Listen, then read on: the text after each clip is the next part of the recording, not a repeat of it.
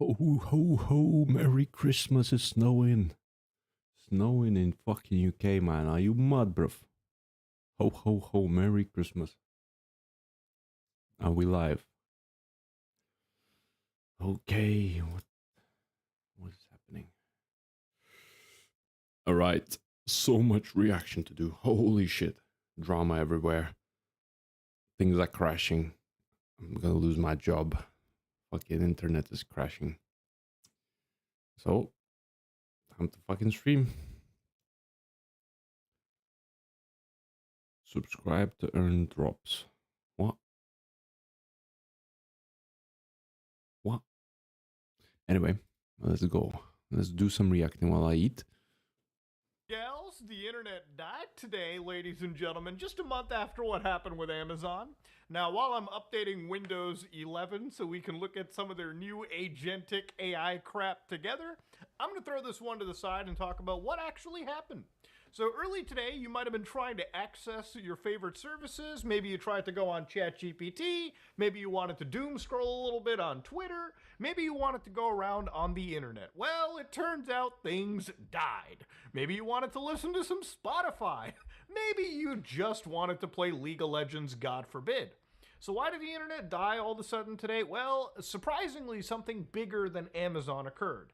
It was actually Cloudflare that ended up actually going down. Now, what is Cloudflare, ladies and gentlemen, you may ask? Cloudflare, for anybody that doesn't know, is a website that you probably see every time you connect to your favorite websites. You probably see like their little landing page. They do a little, they show up, the little circle runs around.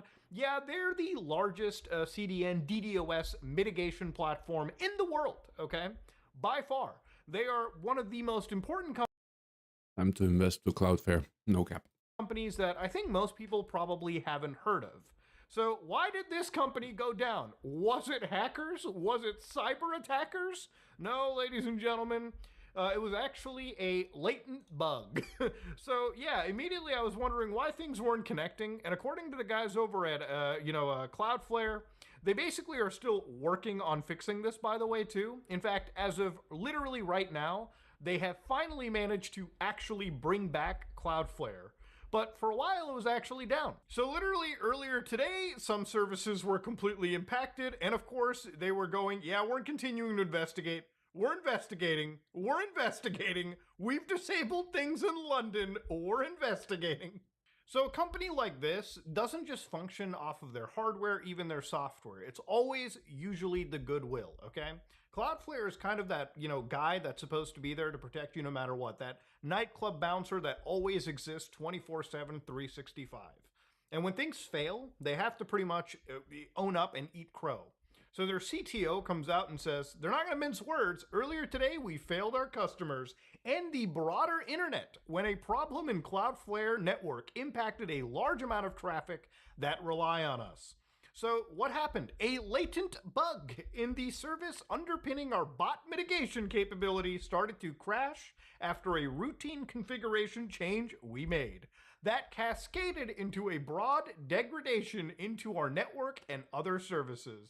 That, ladies and gentlemen, was not an attack. Now, obviously, it's pretty bad when sites like Down Detector end up going down. You know, the site you use to check if things are down, if that goes down, things are pretty bad. Because obviously, people started to see things with Cloudflare absolutely being the point of failure here. So for a lot of users, obviously some of the websites that were, I guess, reported to have gone down were obviously Twitter. Of course, Discord had gone down, which is crazy because I would consider Discord to be one of the world's largest communication platforms, not just for gamers.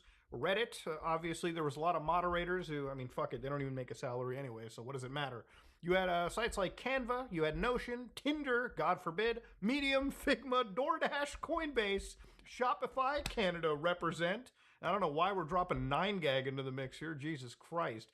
Change.org went down? Well, what were they even doing to begin with? But it wasn't just that. ChatGPT obviously went down, which meant that for a lot of vibe coders out there trying to get their shit done, that was completely unavailable.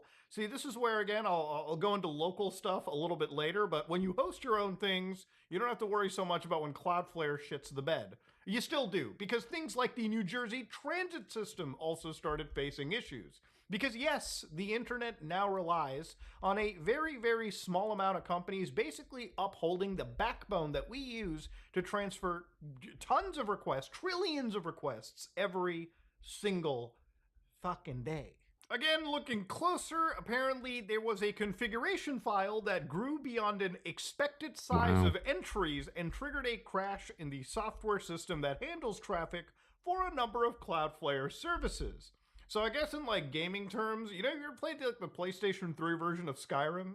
Or the PlayStation 3 version of really any Bethesda game? Yeah, it's when your save file gets so big to the point. I think in that game it's like 5 MB. Yeah, when your save file gets too big, it causes a lot of issues when the game itself tries to parse or read information from it, which I guess roughly translates to what happened with Cloudflare. Things worked until it got too big for its britches, so to speak. And look, it's easy to crap on Cloudflare, but to give you an idea, this is one of those things where I would say, and the reason I'm talking about this and I talk about any internet outages is because it gives me a perfect example to sort of bring up when I talk about things like self hosting and less reliance on a lot of these companies. Unfortunately, though, the more you kind of read about this stuff, the more you learn about how the internet backbone works, the less you realize that in today's climate, that's even possible to begin with. So, for instance, there's not really a lot of companies that are like Cloudflare. There's actually, from my understanding, really just three companies. That is Akamai, that is a company known as Fastly that you can go to, and of course, ultimately, there is Amazon's, I think it's CloudFront. So there's really just three competitors to CloudFront or Cloudflare. Now you might be like, why are there so few competitors? Because it's incredibly expensive to do what these guys do. To give you an idea, I'm going to explain kind of how Cloudflare works, right? And what are the key technologies behind it. So obviously Cloudflare's big thing is DDoS protection. Now for anybody that doesn't know what a DDoS is, I made a whole video years ago talking about it, but the idea of a DDoS is that you're getting a whole shit ton of requests sent to a server to eventually overload it and deny its service, to basically crash a server with an insane amount of requests. Why is he saying DDoS? Isn't it just DDoS, man? He's getting the term wrong. In our gamers world, it's DDoS. Now, look, back in the old days of the internet, and we were just playing around with DDoS. Newgrounds and Diddy. whatnot. Why is Diddy in there, man? Or even earlier beyond that, right? Like super early internet. A DDoS attack was probably a couple hundred megabits per second. Now it's up to terabits per second. It's so bad that obviously single servers get overloaded, but you can even overload internet service providers. So Cloudflare works by using a technology known as Anycast. So Anycast, just a quick understanding of it, means that for Cloudflare, they basically advertise one IP address to the world. Now, when a request is sent to one IP address, Cloudflare can easily distribute that IP address or that request to all of the devices, all of the servers that are advertising the IP address. So, for instance, let's say your IP is 12.34.56. Wow, we're getting deep into this. Okay. Like and malicious. What Imagine happened? sending that much traffic to a few servers. Take granted as they do. The internet doesn't bug that nobody can and try to fix the internet. Again, the freaky thing about what happened with Cloudflare and what happened with Amazon before that, and even with Microsoft, what? is Why that did for a this lot of voice people, change? 90% of the He internet sounds Keikonas. What the services. fuck? But every system built on I do with Open Web UI, Olama. Wait, I can what? use Cloudflare and what happened with Amazon before that. Is and that even with him? Microsoft is that for a lot of you people to understand that the internet itself is so centralized onto a few points of failure that when one thing goes down, it's not really shocking that 50% of the internet sometimes could actually be impacted. Now, there are certain projects, like, for instance, I'm showing you Freenet, where you can, again, Anyway. goal of this project here is to decentralize everything. They want to put you back in control. Imagine a global shared computer where you can communicate and collaborate freely without reliance on big tech. And while it's a noble goal, right? And again, they absolutely tell you the web of today is a series of siloed services. But every Anyway. Freenet, again, Cloudflare fucked up big time.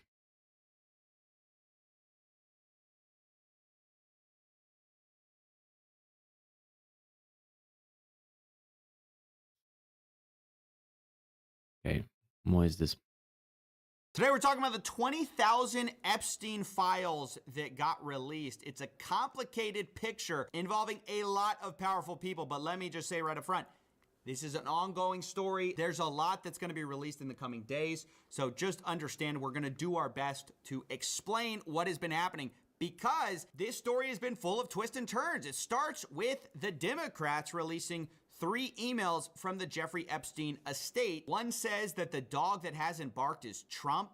A victim spent hours at my house with him. Another says the victim, Mar-a-Lago, Trump says he asked me to resign. Never a member ever, Jeffrey Epstein.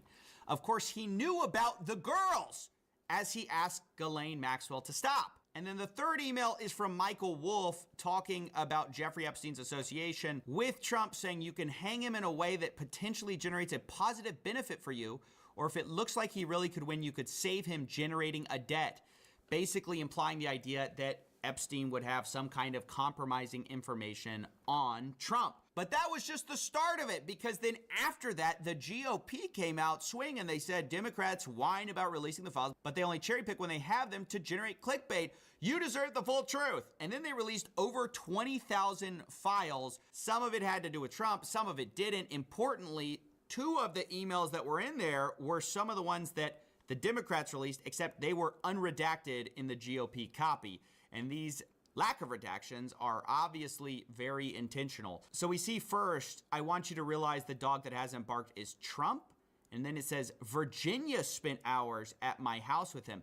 Now that name is really important because it's Virginia Giuffre. She was the Prince Andrew accuser, but importantly, she did not accuse Trump, rather saying that he couldn't have been friendlier.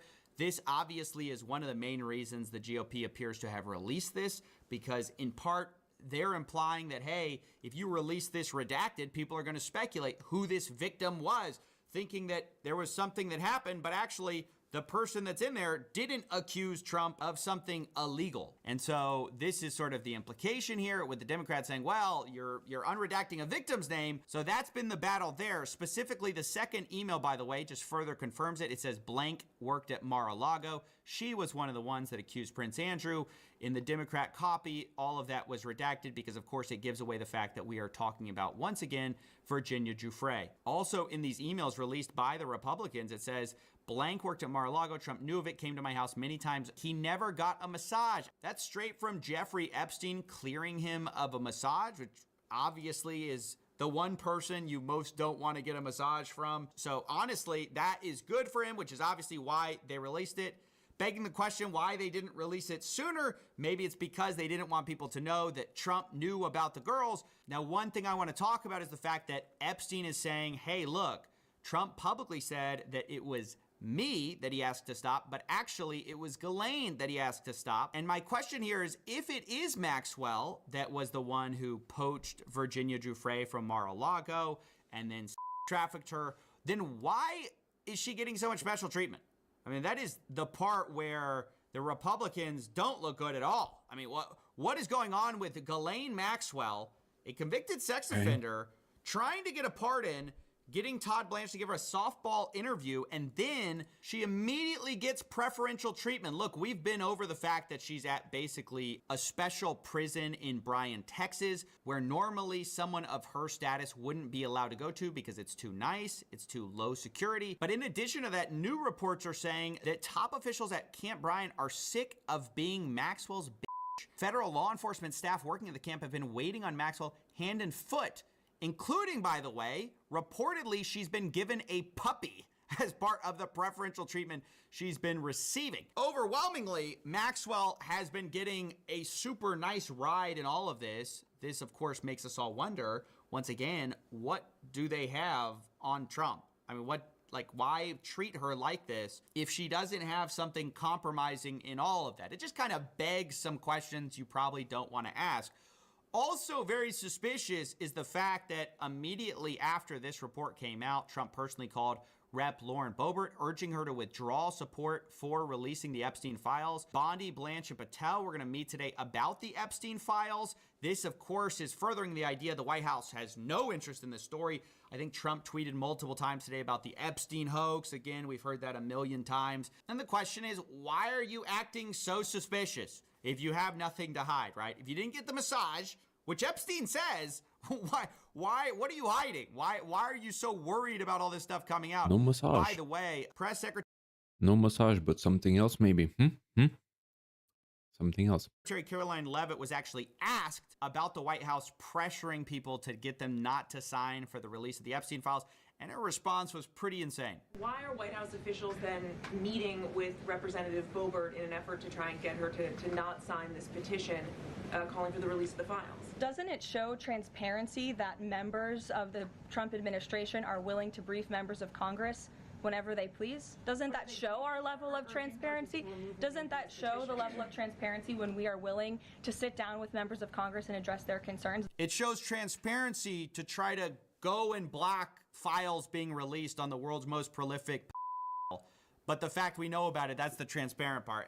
It's just insane. I mean, that's the kind of spin we've expected with this story all along. That's been part of what's been so frustrating about all of this.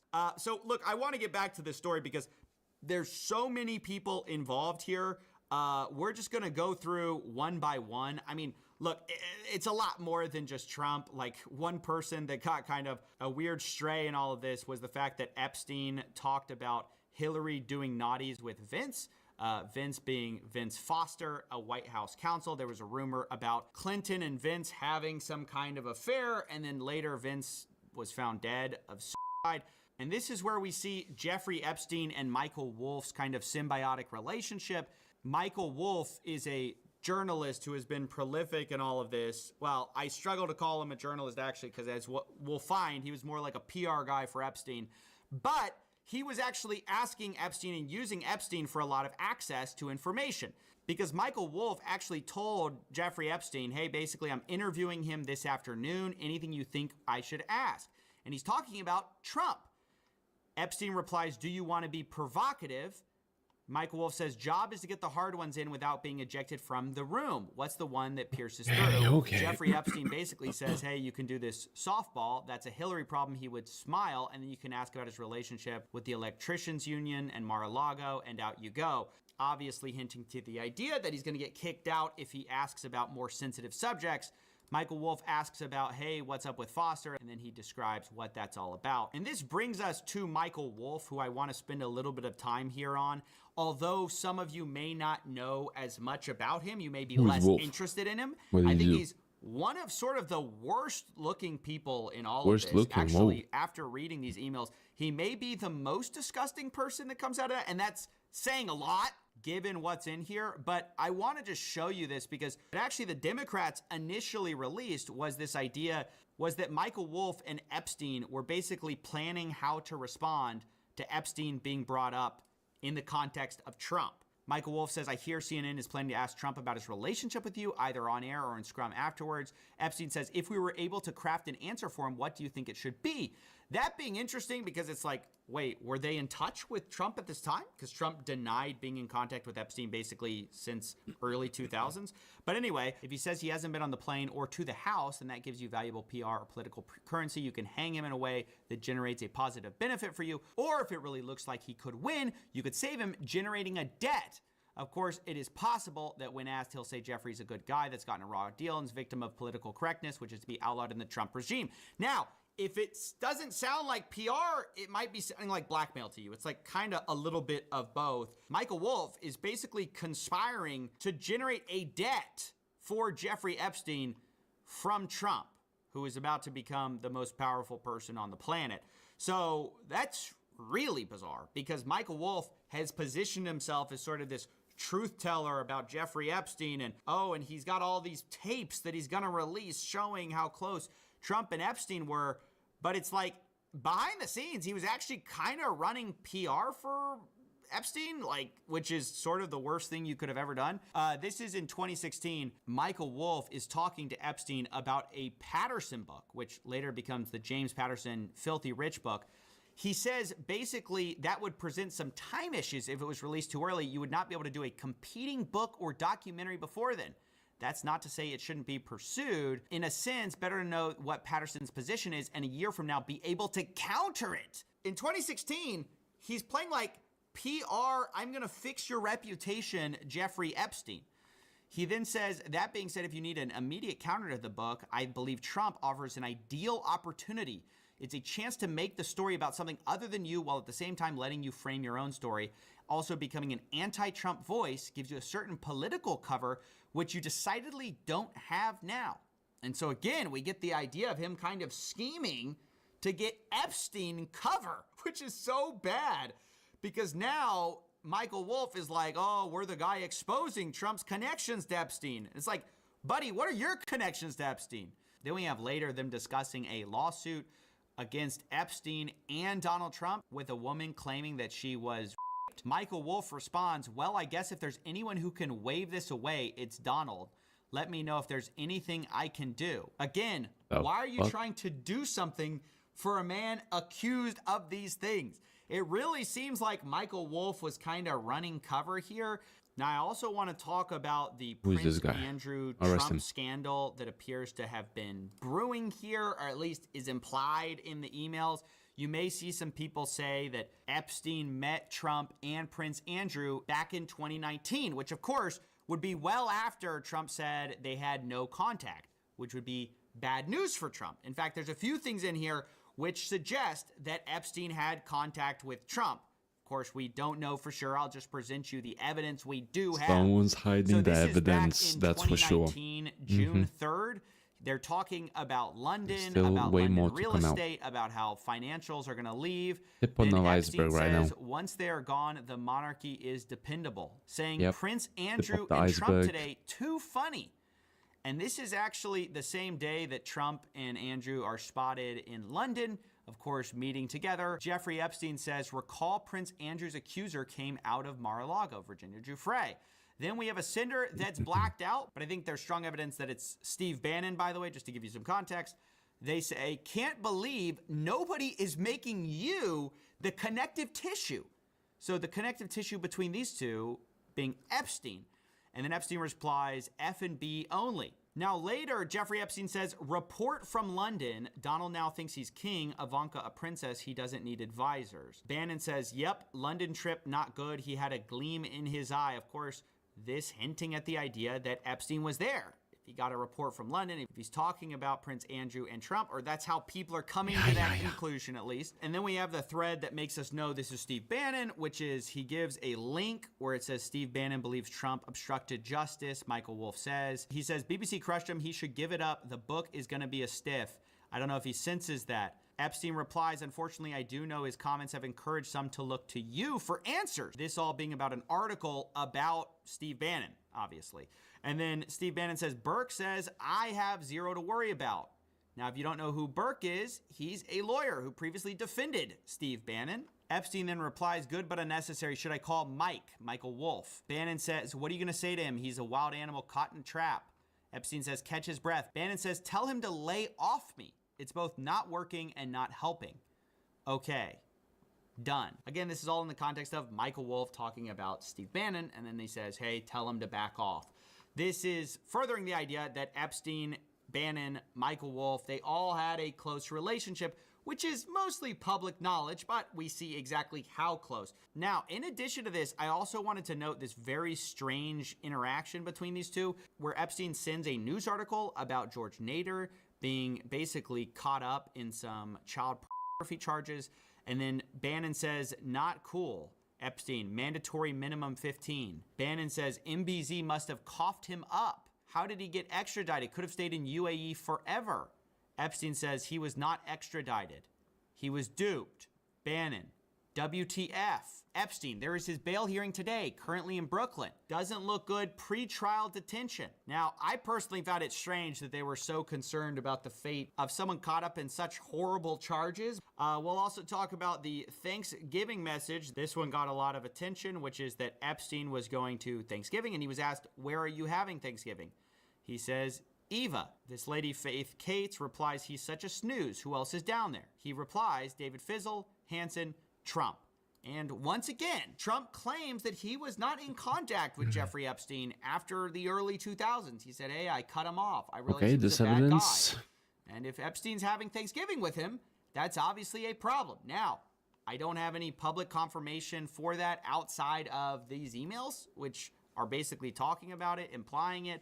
Once again, the same is true of Prince Andrew. Do you actually think these emails are about him actually seeing them, or is he just... Where's the real stuff?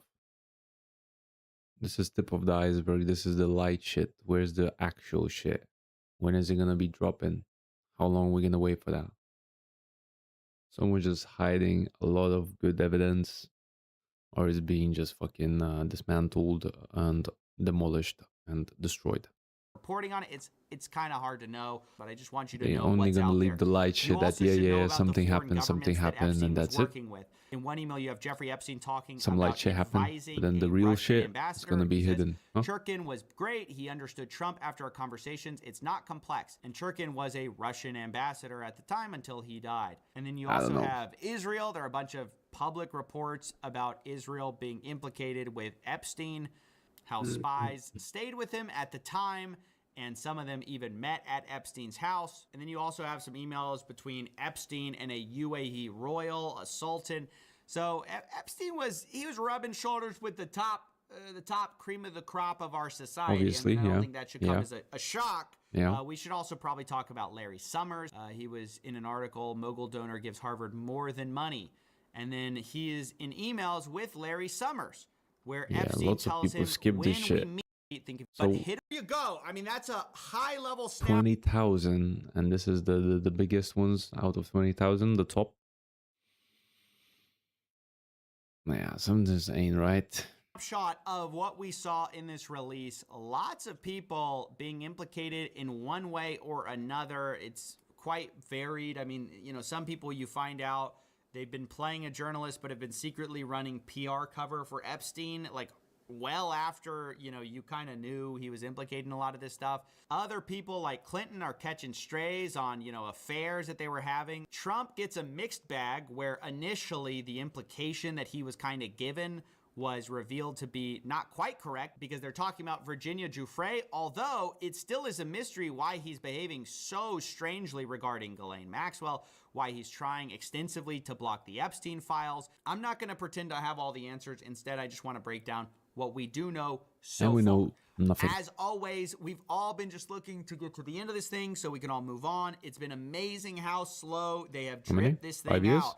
I 5 mean, years? they have been slow rolling it this whole time. So I will update you when we have more. Yeah, amazing. That's it. 20,000 files, nothing done. Literally, fucking, no massage was given. Some guy is playing PR for Epstein. That's it. Wow. Waste of time.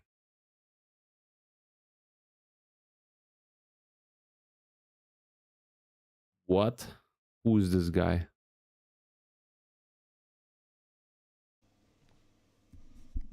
And getting a job. Yes. What? He has tracking of savings. There's no IKEA loan, or he paid it off. He's in debt of Amazon, and then his mom is paying his rent. That's for sure. What the fuck is happening? 113k subscribers, and he's that bad. Like that bad. Like in debt, I mean. Huh?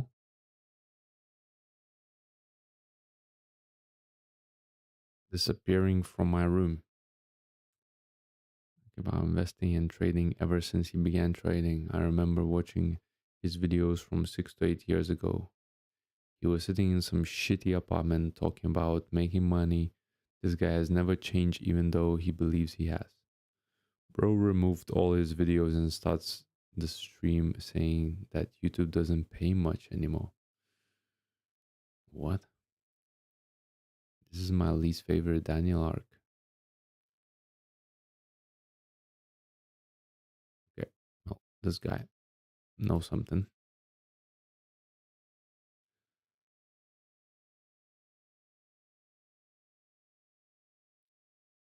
Okay.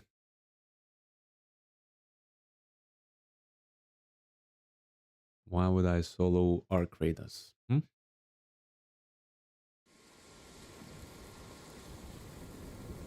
I like to play triple trio.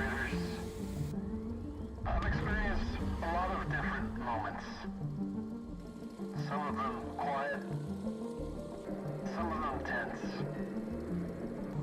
met readers who trust, and readers who should not have been trusted.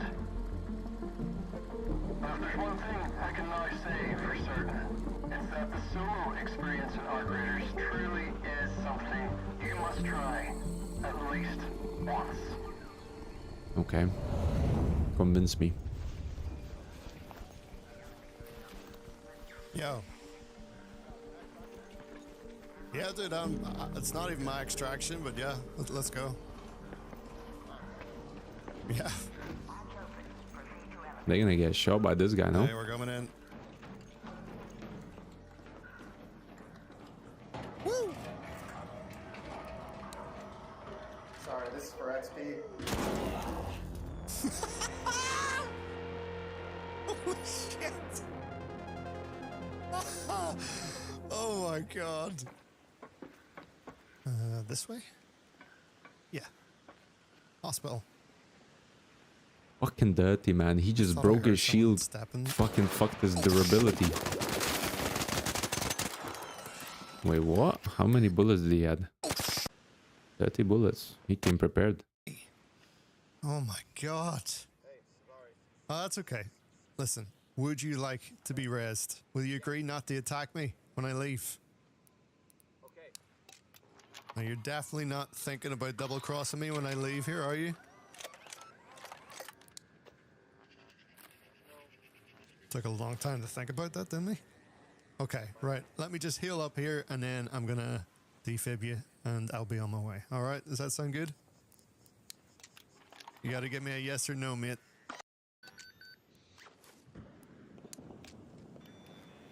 That was him. No worries, mate. Alright, you take care and I like the outfit, by the way. Very nice. See you later. Gonna come back? Wait, what did he say? As I'm looting, somebody runs into my building. You friendly? Not friendly, then. You should have said if you're friendly. Did you? Don't shoot! Ah, now Too don't late for that, shoot. pal. Yeah, mate. Oh, there's a guy right here. Hey, I'm Is friendly. he trying to be friends with everyone, or is he gonna try to betray someone the same? What's up? What are you doing here? Are you doing quests at the minute? Oh, you actually teased. Yeah. Nice to meet you. What the hell? I watched a bit of your shit. Oh, cool. Hey, dude. Hey, guys, Hey. Oh, we're friendly. We're friendly. Oh, thank you. Do you know how to get to the southern station? Southern Station. We're pretty close to it at the minute. Is this my fucking gonna get out? roleplay? Yeah, I'm trying Call a to. nooba. Okay, well, come this way. Help you out if you want. Like, what? He doesn't know how to use the map? So much, guys. Nah, this guy's My baiting pleasure. them. He's baiting them. So jump on the zip line. Right here. Ah, here. Thank you. He's baiting. I've been looking for that. There you go. That's how it's done. Hello. Thank you, man. Thank you. Hey, I've been looking for that for so long. I'll stick here until you're on the train. Oh, it's so nice to find friends. Really? He's not gonna bait them. Like, he doesn't know how to use map and find the fucking thing. All right, dude. Good luck. I'm going topside. Doesn't even know how to extract. Take care. Who knows? Don't shoot.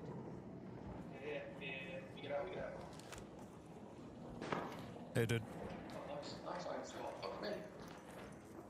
Yeah. If you just go up a wee bit. And then jump off. Yeah. Nice wee place to hide, you know? Dude, I don't want to worry you, but you've got a little bit of dirt on your face. No, I like rolling around in the dirt. Still password 123, right? Yeah, 1, 2, 3, 4. Nice. Okay, cool. Whatever. Oh, man.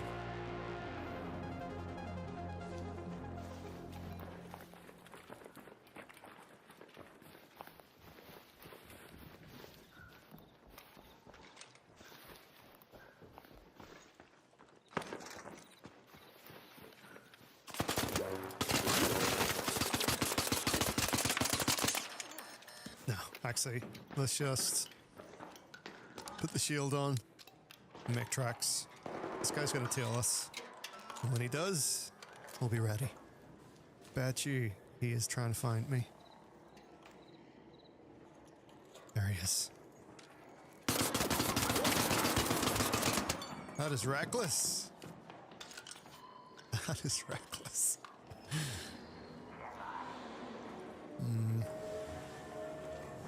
One of these guys is wearing that now coined bandit skin. This guy here. I don't trust him. Oh, what are you? Oh my god. What, dude? Why would you do this? Why would you do this? Take care of that guy in the corner. Take care of him. He's a bandit. No. No. Be the chance you want to see! No! What? What was that laugh?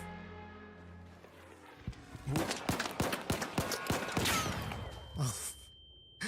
You've got to be kidding me. It whiffed every shot. Yeah.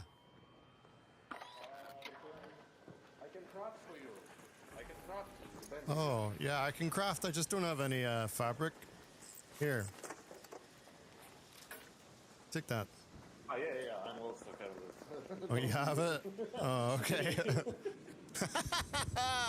All right, let's trade. Okay, I'll give you 1 moment, I'll craft more. You need more? Oh, no, dude, that is loads. Thank you so much. You're a legend. I can also... let me take it. Take this one. Oh, thanks, man. I appreciate that. Take care, dude. Stay safe. And you too, bro. What a nice guy.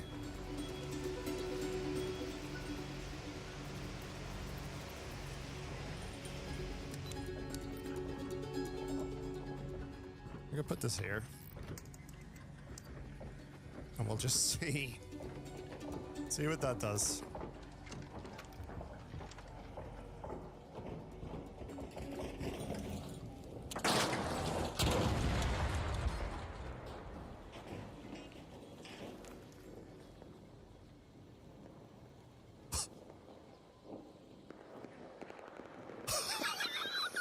What just happened?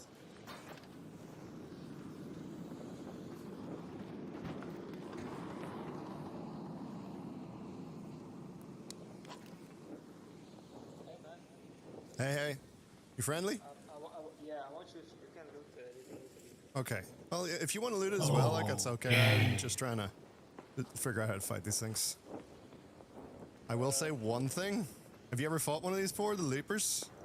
Yeah, I just did last match. I killed with a Pharaoh without grab. I just started lining up. Nice. It took quite some shots, but I believe the whole cracker is like your best bet. Or Well, dude, I'll tell you something for free. I just used one blaze grenade on it, and this is what happened. One. It was like a blaze grenade trap. Let me see. I'll drop you one. So I don't know if you've seen the traps before, but I always sell those things. oh, dude, don't sleep on these. These are so good. It's for real. Honestly, he just walked over it and it was done. I couldn't believe it. I just sat here with my mouth open. I heard the explosion. I thought, did the guy kill it in one shot? I was surprised. Yeah. Insane. Well, here, if you want some stuff from it, work away. I'm gonna grab a wee bit, but then I'm gonna move on. So, work away, man. I see you on my YouTube recommendations. Oh, cool, dude. Say hey next time. Yeah, sure. I have to go all over the map here, so I'm gonna get going. But it's nice bumping into you. Good luck, man. Good luck, buddy. Okay, so will that convince me to play solo? I don't know. I guess you're just showing some people not to be afraid and just chat up with other people while playing it. Just don't shoot, or do the emote, don't shoot. And you'll be good, man. You might enjoy it. You might find some friends to do raid with them. Would I do solo? Yeah. Did this video convince me to do solo? No. Okay, the real deal is, yeah, I've been recommended this video. Ah, man. I've been recommended this last fucking week. And I said, okay, I'm gonna watch it. But I'm not gonna watch it when I'm gonna be, you know, in bed, fucking almost sleeping. I have to watch this live. I just started streaming. And this guy says he proved streaming is impossible in 2025. Does that mean me as a new streamer that is not like a special character like Peanut or Dr. Disrespect or anyone else? Are they fucking done? Are we cooked, guys? The guys who just play the games, learning how to react to their chat, to be streamers. Are we cooked? I mean, let's see what he got to say. I'm gonna watch this. This is gonna be my first time reacting to this. Energy, yeah. Need to bring some energy into this. Paid more than NBA players. That is, if you're looking at superstars like iShowSpeed. Streamers are getting paid more than NBA players. Getting paid. That is, if you're looking at superstars like iShowSpeed, Kai Cenat, and Aiden Ross. But many people don't want to accept the reality that becoming a... Fuck Aiden Ross. Fuck him.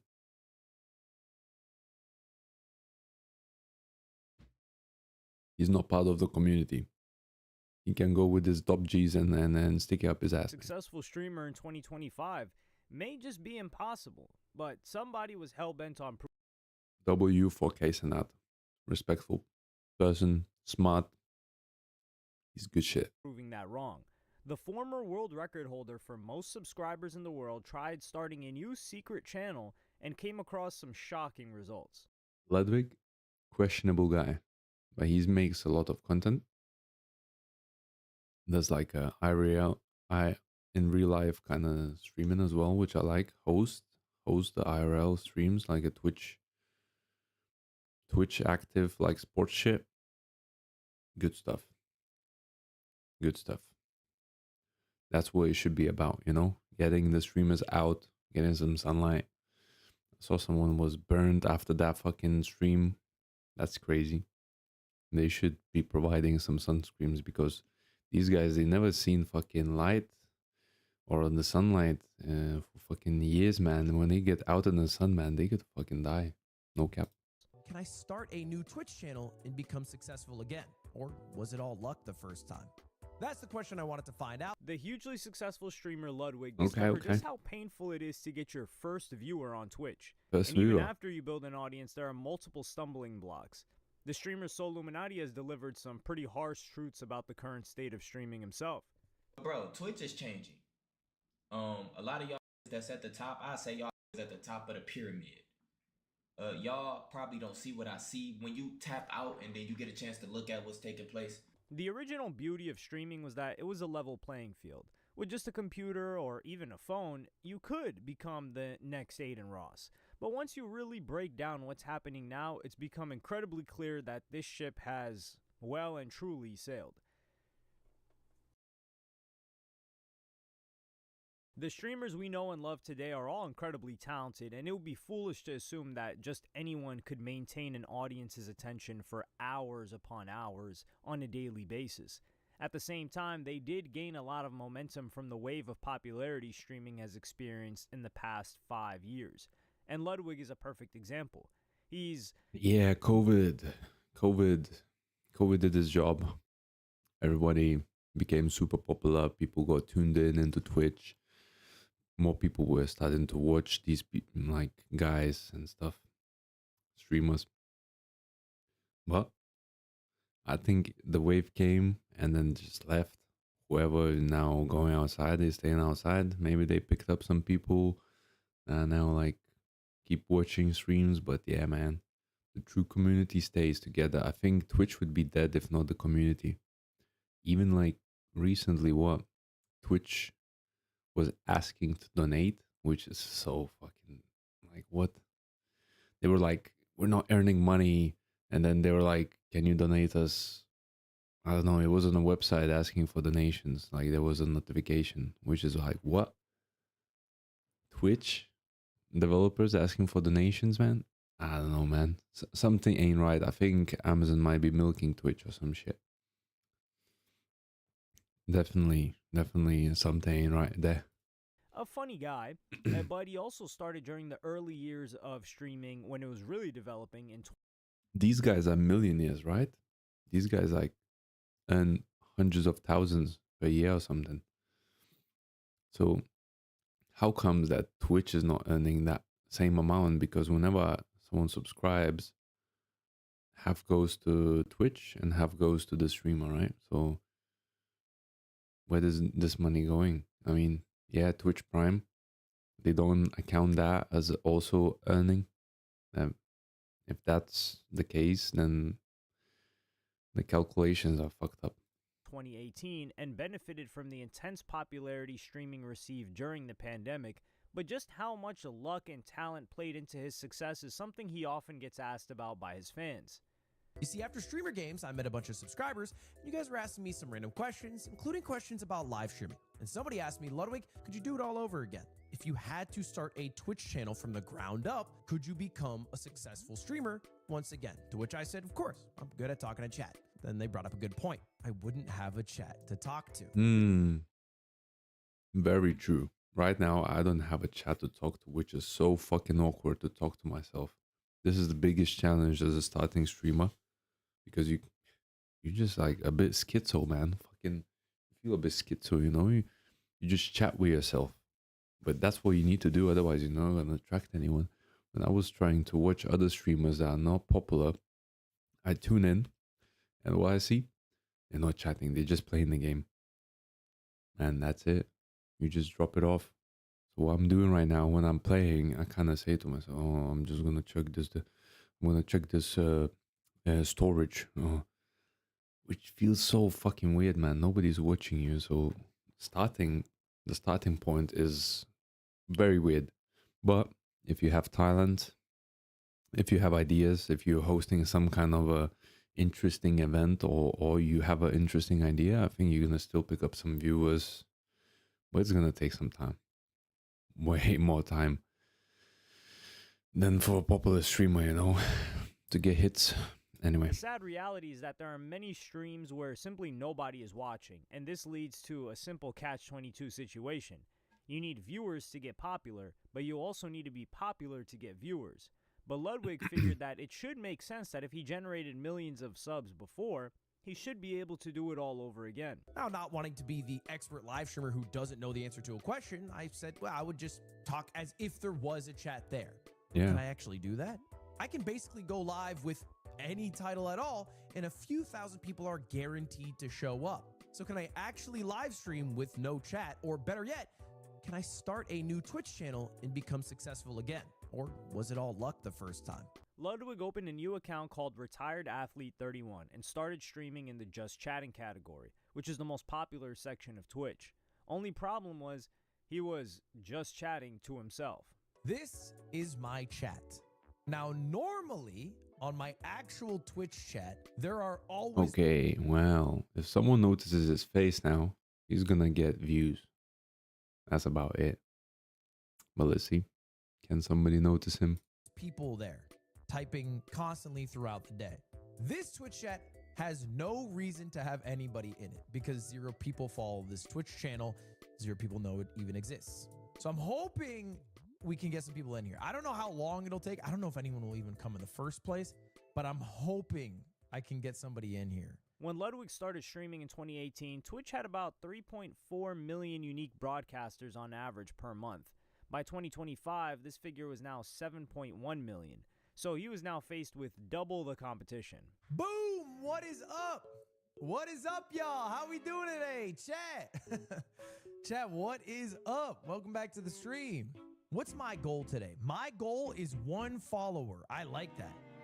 That's an achievable goal. All right, when that shit is complete, I'm a happy man. All right, well, I'm just going to keep chat up on the side here, And I don't know, I guess let's just start doing some stuff today. So first thing I wanted to do is I wanted to bang through my daily games. All right. After a few minutes, Ludwig got what he thought was his first follower. Oh my god! I got my first follower! Okay, wait, are you a bot? Are you a real human? Newbie Twitch girly loves cosplays. Follow for future streams, and you have an OnlyFans. Why do I get the feeling that you are botting to follow a bunch of new accounts so that pathetic streamers like me click to see who you are? Twitch, like many other online platforms, has its issues with bots. The company recently cracked down on botting and noticed that on some accounts, 5 to 22% of the audience was completely fake.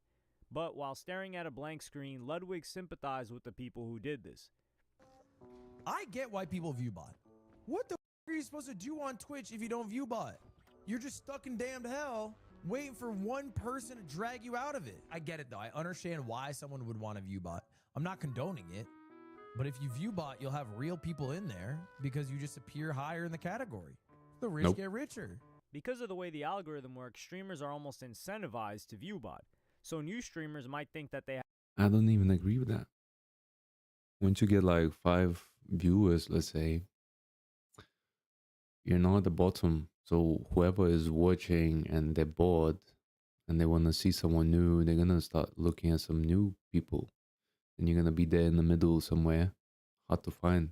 So I think when you just start, that's when you start building actual people, when you have only one view. And when you have, let's say, 5, 10, you're not going to appear at the bottom. You're going to be there in the middle, in the mix. It's going to be harder to find you. Then you need like proper titles and shit. But that's just my take.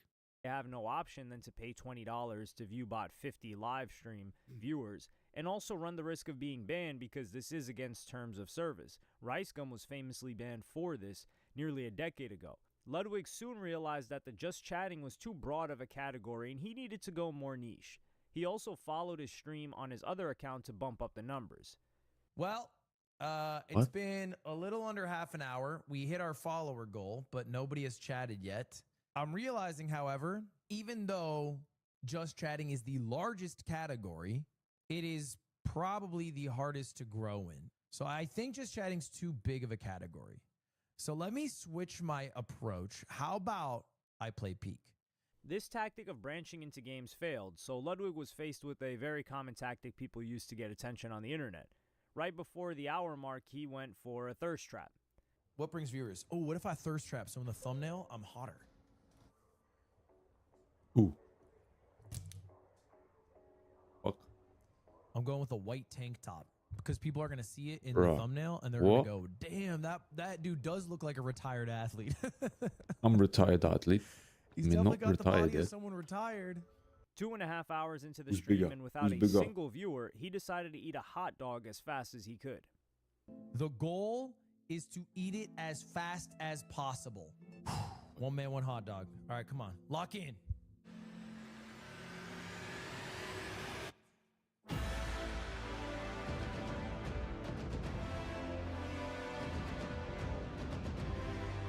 No, mate.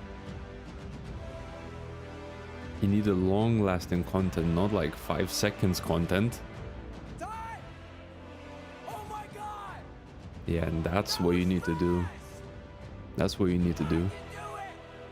This again didn't work, so he decided to move to an area of Twitch where one of his fans might recognize that energy that he did. This, you basically, as a new streamer, I think, if you really want to pick someone up, get some attention, this is what you need to do for like fucking 3 hours. Like that. That energy. This energy. This one. Oh my god! Oh my god. That was fast! Holy shit. I can do it! This Can again I do it? didn't work, so he decided to move to an area of Twitch where one of his fans... You're gonna get exhausted, and then you're gonna fucking burn out, and then just give up. Fans might recognize him. That's my take. So I'm going for a Hail Mary. I'm going to the game that I started with in my streaming career. I'm going to play Super Smash Bros. Melee. Honest to God, it's kind of like showing up to a GameStop. My chance of getting recognized at a GameStop in the mall is much higher than at a Macy's in the mall. If this doesn't work, we'll switch gears again. The biggest takeaway from this is that streaming on its own is not a way to build an audience. Twitch Yep. is notoriously bad for discoverability and is usually used as a base and not somewhere that you can grow. So had Ludwig done this experiment on YouTube, he might have seen some different results. But for anyone starting streaming in 2025, this is where Ludwig actually gives some pretty sensible advice. If I were to really do this starting from scratch, my entire stream would have been the hot dog segment. It would have been maybe 30 minutes to 45 minutes total, hour tops. And then I would have made a few shorts of me showing how you can learn to eat a hot dog in less than 15 seconds, your first try. And then post that on TikTok, IG, had something else ready for tomorrow. Again, max an hour. Eventually, Ludwig was forced to trick people into clicking on his stream. I'll put exclamation point giveaway in the title. That way, somebody thinks there's a giveaway going on. There's no giveaway going on. And this dirty trick actually paid off. Okay, who is this Oscar guy? How do you know? What? Oscar, where did you come from? Sorry? Wait, don't apologize. How'd you find the stream? I'm just a fan? How'd you find this stream, though? I thought you were AI. Oh, Bad Player HS told him. Wait, how did you find the stream, Bad Player HS? I saw giveaway in the title. I was like, yo, a giveaway. It worked! Okay, I'm gonna tell you guys. I've been live for the past 5 hours. It turns out this shit is not easy at all. In fact, this shit is very difficult. And nobody clicks streams with 0 viewers or 1 viewer. This experiment provided a good insight into just how saturated streaming is, but even if a new streamer did manage to overcome this hurdle and build up an audience, there are a number of other obstacles in the way. And this is only the beginning of what streamers in 2025 are up against. Yeah, it's harder, but this fucking experiment lasted, what, 4 hours? You need an experiment that lasts like a fucking week. And then Ludwig should be masked and fucking change his voice and then, yeah, see how that goes. Then it's a real experiment of showing if you got a talent, can you pop off?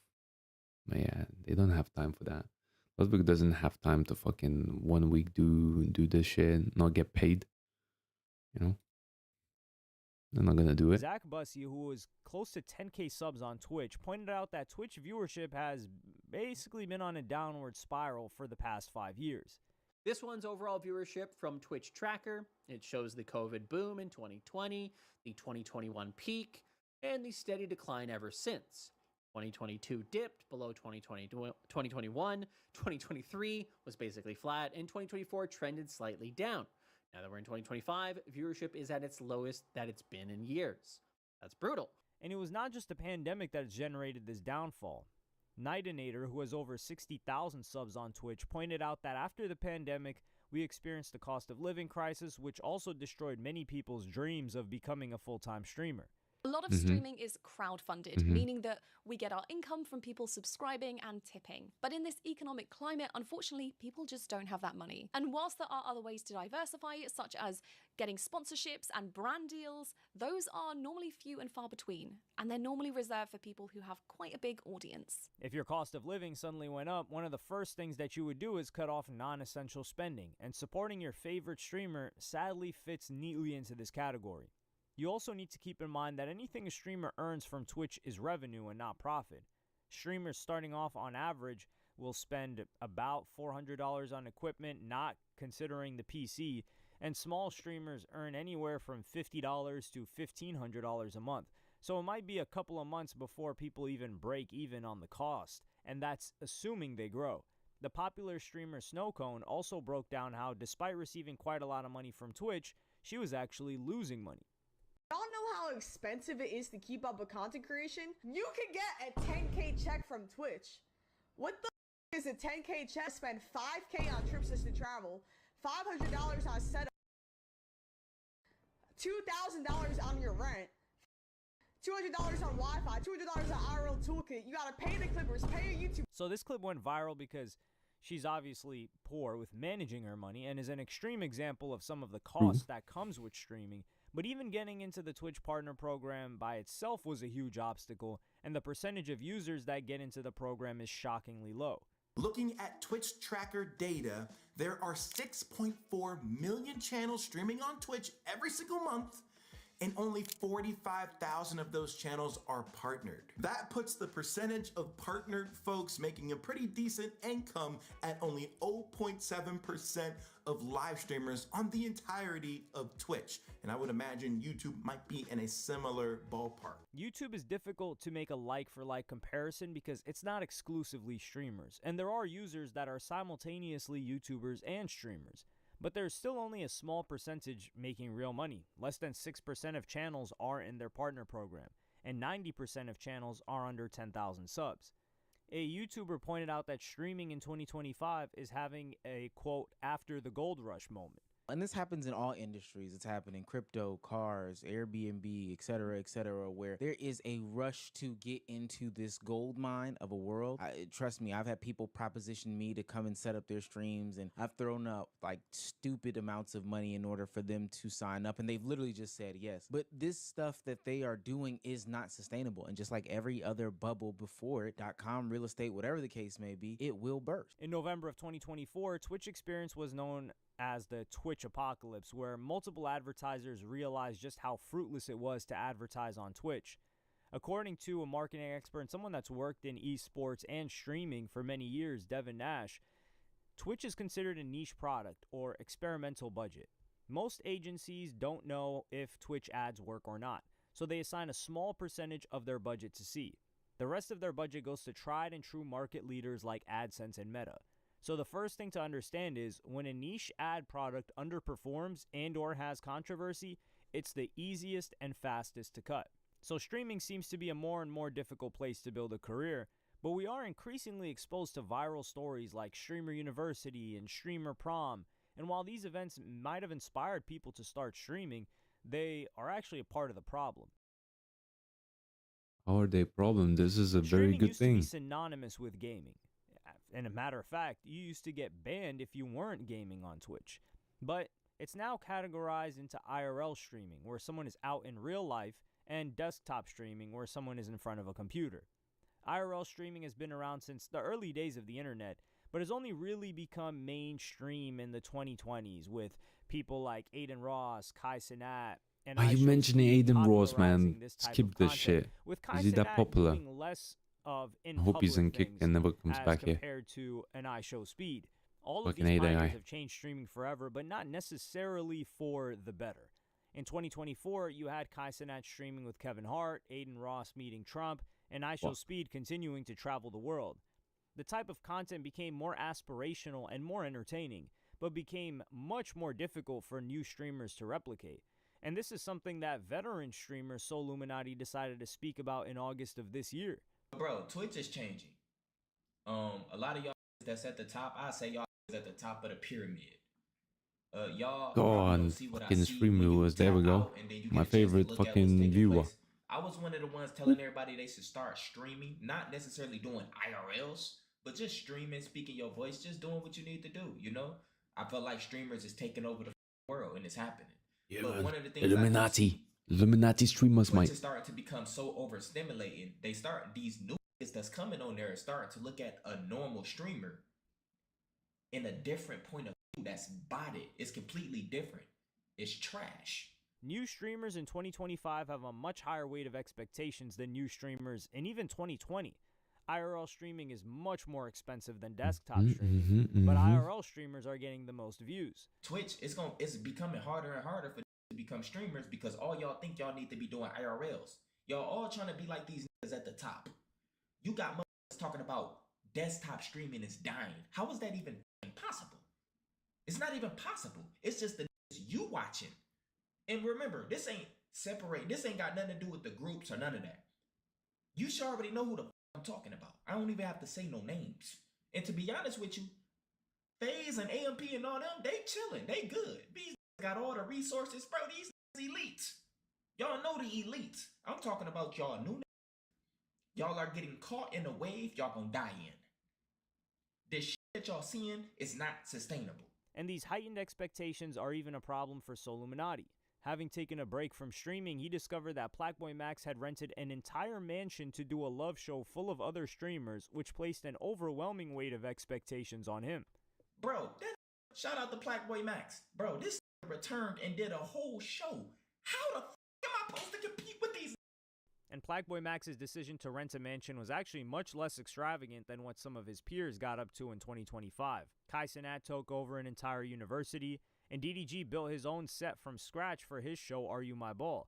The simple fact is that streaming is becoming more and more like TV, and as a result is more and more out of reach of the everyday person. And this video from the show motivated the streamer and YouTuber Lord Heck to... That's what I like about Twitch. It's becoming a TV, and that's what we should watch as a new generation. These guys that we can relate to, not some fucking TV, like bullshit TV license shit, BBC fucking shit. Nah, man. This is the new TV. That's what we see. And these guys are doing some live stuff. There are some people that hosting shows like Austin Show. I don't know where that guy go, if there was any drama. I missed it. But it's nice to see. It's nice to see. And then, yeah, you just become part of it. Just become part of it. You start streaming, maybe getting your own ideas. Like if you would look at Tyler One history, that guy, so creative, right? Once he got banned from League of Legends, if you never watched him, that was the peak time to watch him. That guy did so much interesting shit. He just went variety streaming. He just went like doing cooking streams and all that. It just shows the talent that you have to build to be fucking popular. Yeah, man. Tyler One is the guy. Very creative. He gets banned on his main game. Can't stream it anymore. He still keeps up even bigger views than before. People start seeing him doing some live shit, which is the crazy thing, and that's what you need to learn to provide content all the time. Like these guys, IRL Speed provides content for like 6 hours straight, and this is his job, man. He needs to go. He wants it or not, he goes and does it.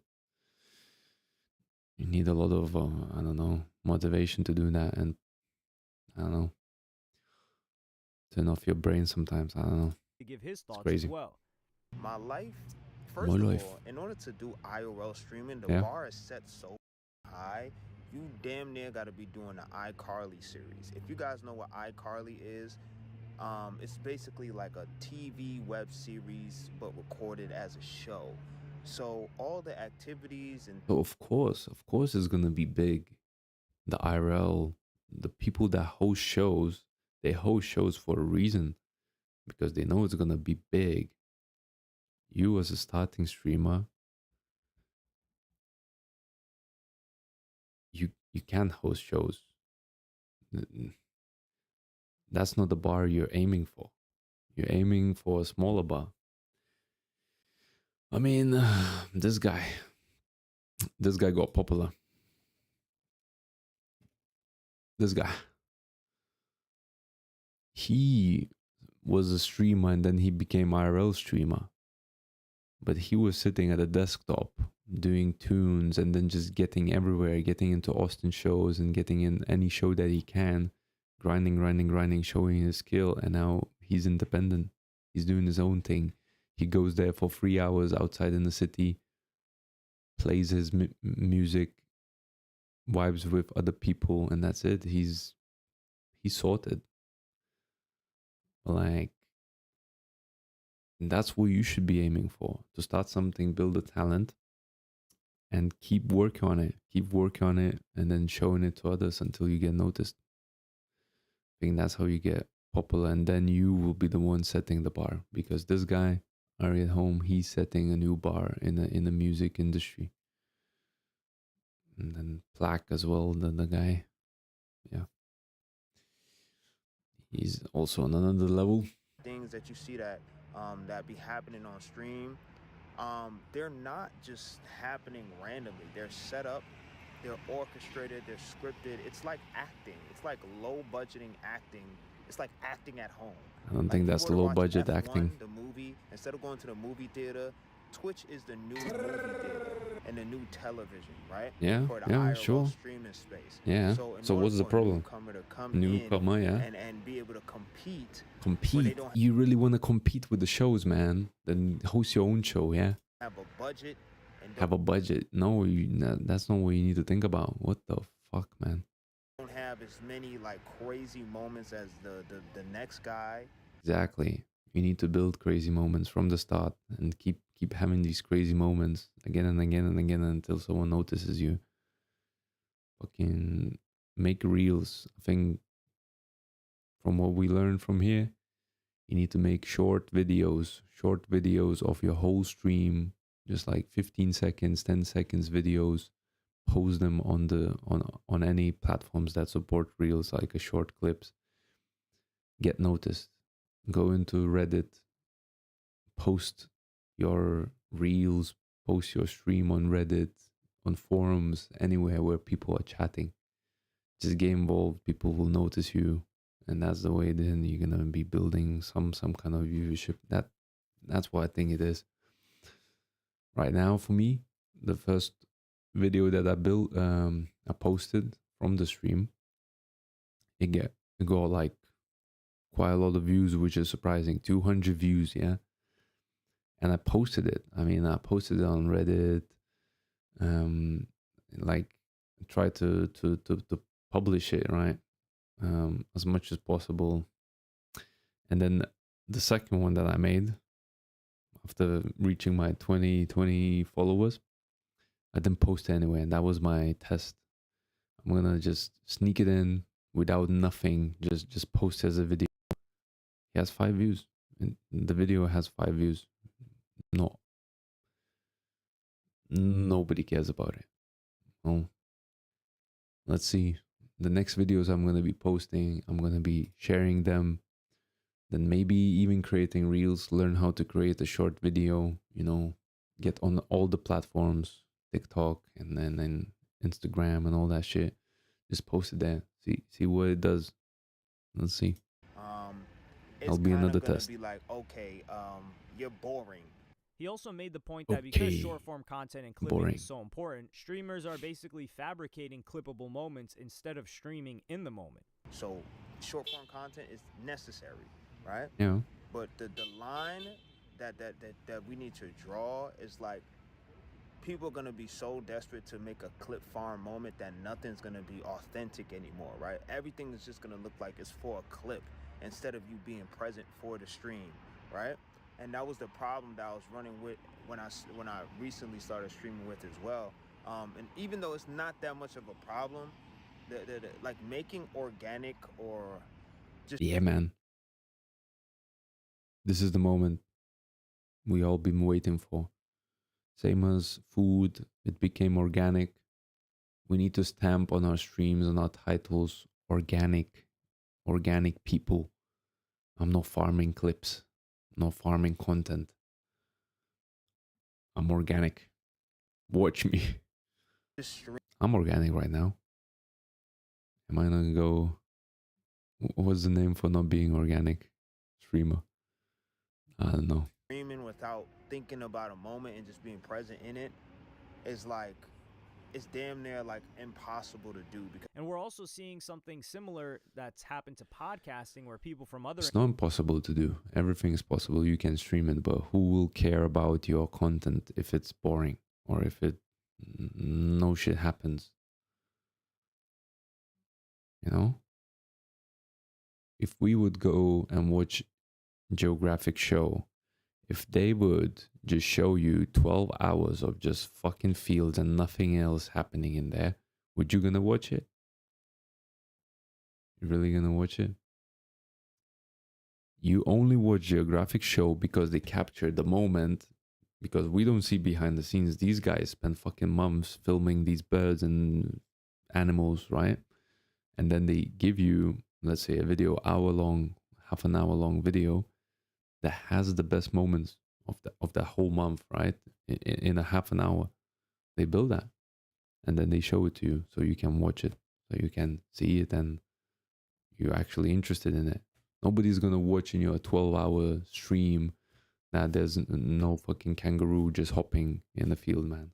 That's the whole point. So what's the bar we setting? If you want to go for a high bar, you need to start creating content, real good content, that for an hour, for 2 hours, everybody would actually watch it, keep tuned in. And that's where the bar is, right? With the shows. They're making shows, and actually, you know, like, that's good. I think that's positive, right? People developing. If you're just gonna sit at your desktop, do fuck all, you know, like, you're gonna get popular and you just keep sitting there, not expanding. You're in the wrong way. You're trying to grow bigger and bigger. That's the whole plan, right? Check the KSI, how he started with the Sidemen. And now he's just hosting shows and shows and shows and shows, and it shows, you know, from Omegle, trolling in Omegle, becoming, you know, one of the famous UK people. And now he's doing shows.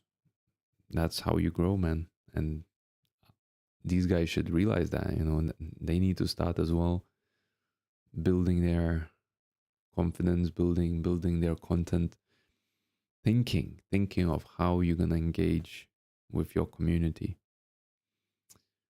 And that's what I need to do right now as well. There's no one in the chat. Nobody's chatting. But we'll see later on.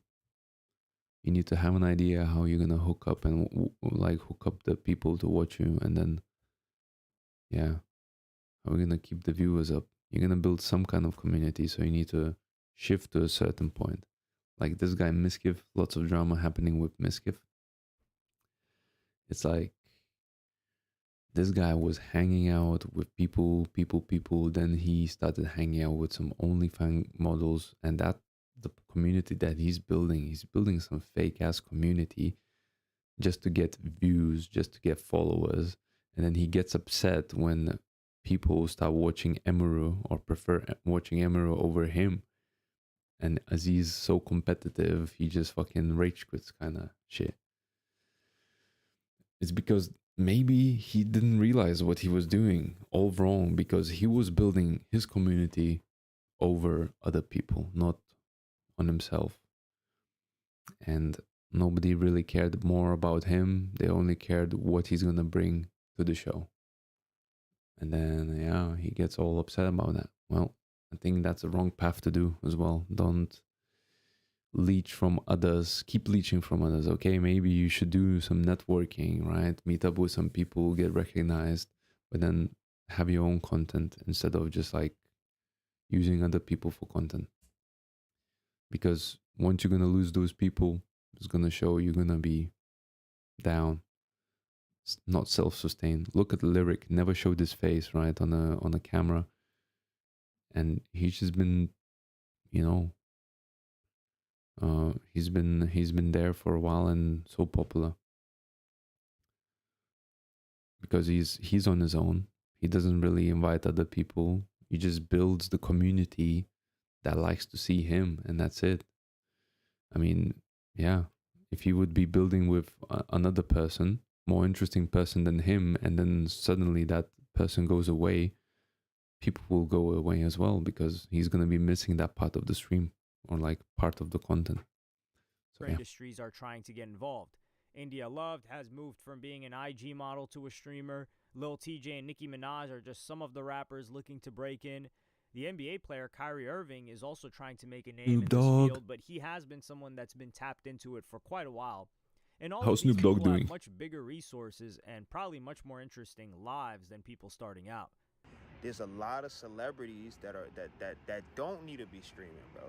Right? And I feel like IRL streaming, it has turned into one of them spaces where you can just get a quick dollar. You know what I'm saying? Because you got people like Tyler, which is she's an African artist, TYLA, right? You have people like there's some other rappers that's starting to stream now. I forget their name, but it slips my mind. I think it was Lil TJ. He was trying to stream the other day. I'm just like, bro, like some of y'all, no offense, but it's like, bro, all they have to offer is like behind the scenes of what happens at a music video, like flashy. What's the point? Like, they're not like. Was he trying They to don't have a say. streamer personality. You get what I'm saying? So the barrier of What becoming a streamer streamer is become so personality? What was the point here? Why is this even included? Is this like some good point that he said? Famous people come to stream, show themselves live to the public. Is a bad thing? Is that what he tried to put? Is like, oh, they just come to show behind the scenes and then take all the viewers away? I don't get it. Well, what? So, who proven? So this guy is showing that someone proven that streaming is impossible. Who? So I seen few people. Ludwig, Illuminati guy, whatever. Streaming will take over the world. Then this, and then this guy. So who proven that streaming is impossible? I hope this guy covers it in like what, a minute. Let's see. high now that many new streamers might feel like the ladder has been completely pulled up from them. The only hope for them now is that someone like an Aiden Ross or Kai Cenat co-signs them, and they can build a new audience from that endorsement. But the reality is that you don't need to be making money from streaming for it to be a waste of your time. Nightinator is a streamer that could arguably make more money purely focusing on short-form content and being an influencer, but genuinely loves the communal feeling of streaming. But for me personally, there is nothing like the magic of creating a space that is alive and ever evolving on the internet. Somewhere that defies distance. It defies so many different things. It is so magical and incredible, and there is nothing else like it. And if someone's a college student or someone that's streaming on the side, being able to speak in front of a group of people is a transferable skill in almost every career path. True. But above all, streaming is a great way to meet and interact with new people. Exactly. You'll meet people with common interests, but you'll also come across people that you probably wouldn't be exposed to in your everyday life. And if you True. recall at the start of the video, Ludwig's first viewer was a guy named Oscar. And Oscar is a streamer who, of course, has the dream of becoming a big streamer, but also just finds the joy in streaming on its own. In general, I'm a competitive gamer. I play a lot of competitive games, and I found that doing it with people watching me is way more fun than doing it by myself. I've been having fun, meeting new people, learning new things. And that's the thing that you need to focus on, right? Just variety content in general. I just love streaming, and I hope to one day be an inspiration and Boom. Be a very Exactly. Just become an inspiration to someone, at least one person, and you're done, man. You achieved something. So this was a clickbait. Fuck, man. Good, man. I'm not cooked. Streaming is still possible for me. I thought this gonna give me news, very bad news, that, to become a streamer, to get the second view, you need to like pay a subscription somewhere, some shit. I don't know, man. Anyway, fucking waste of my time. 22 minutes. Bring it back, please.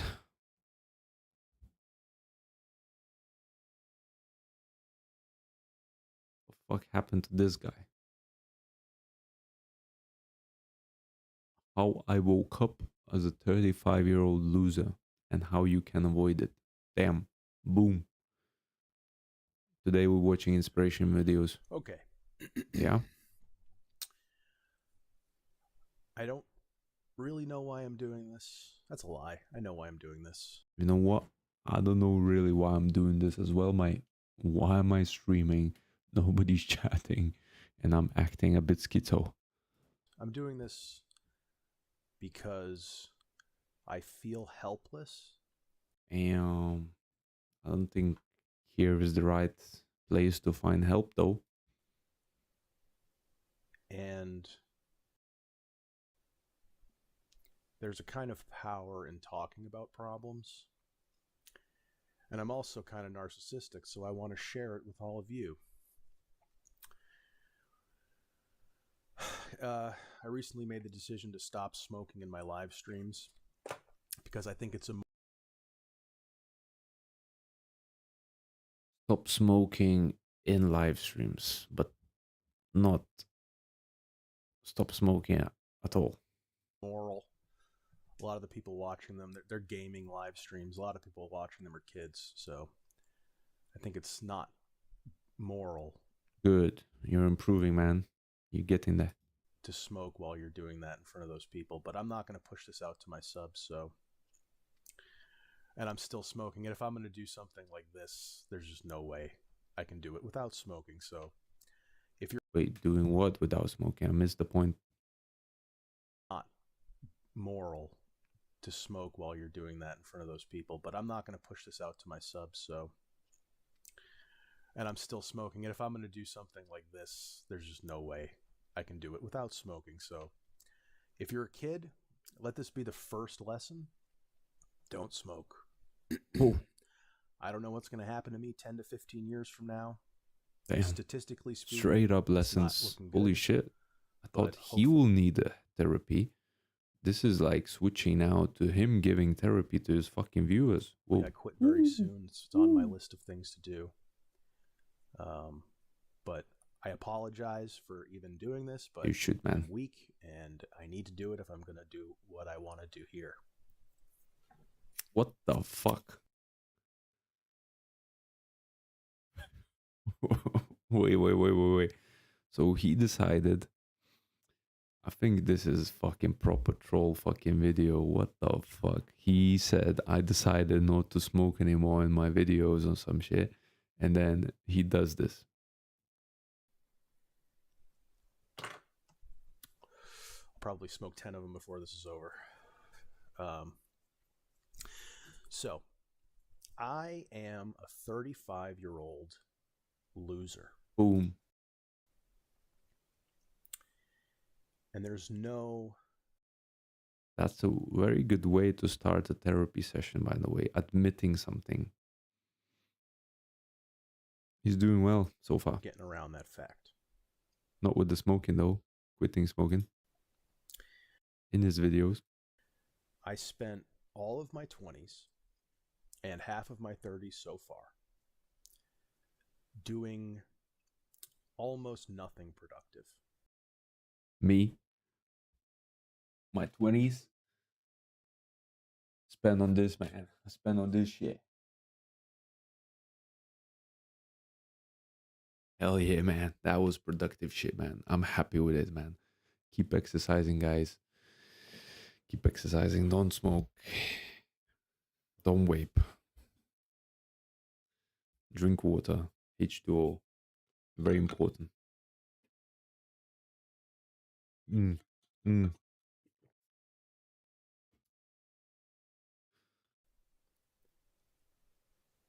I smoked pot. I watched porn. Oof. I played video games. Damn. That's us, man. That's us. The viewers. He just... I played video games. Yeah. He just... smoked cigarettes, got drunk. Okay, so what's the change, man? Tell me. I never took the time to really invest in my future. Boom. My finances, skill sets, knowledge bases, all that. Yeah, it sucks, man.